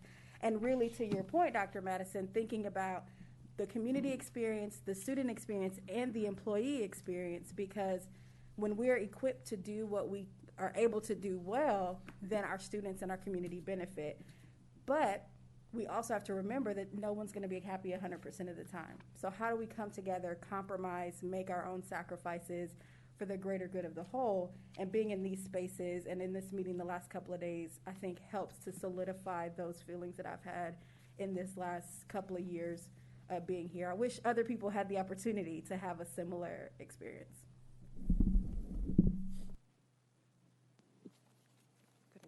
Oh, I would just like to appreciate the opportunity to be at this table, to have the access to, I love the information. I may not understand everything. Thank you, Mr. Pacheco, for confusing me all those. I wrote notes of things I have to look up on the Google.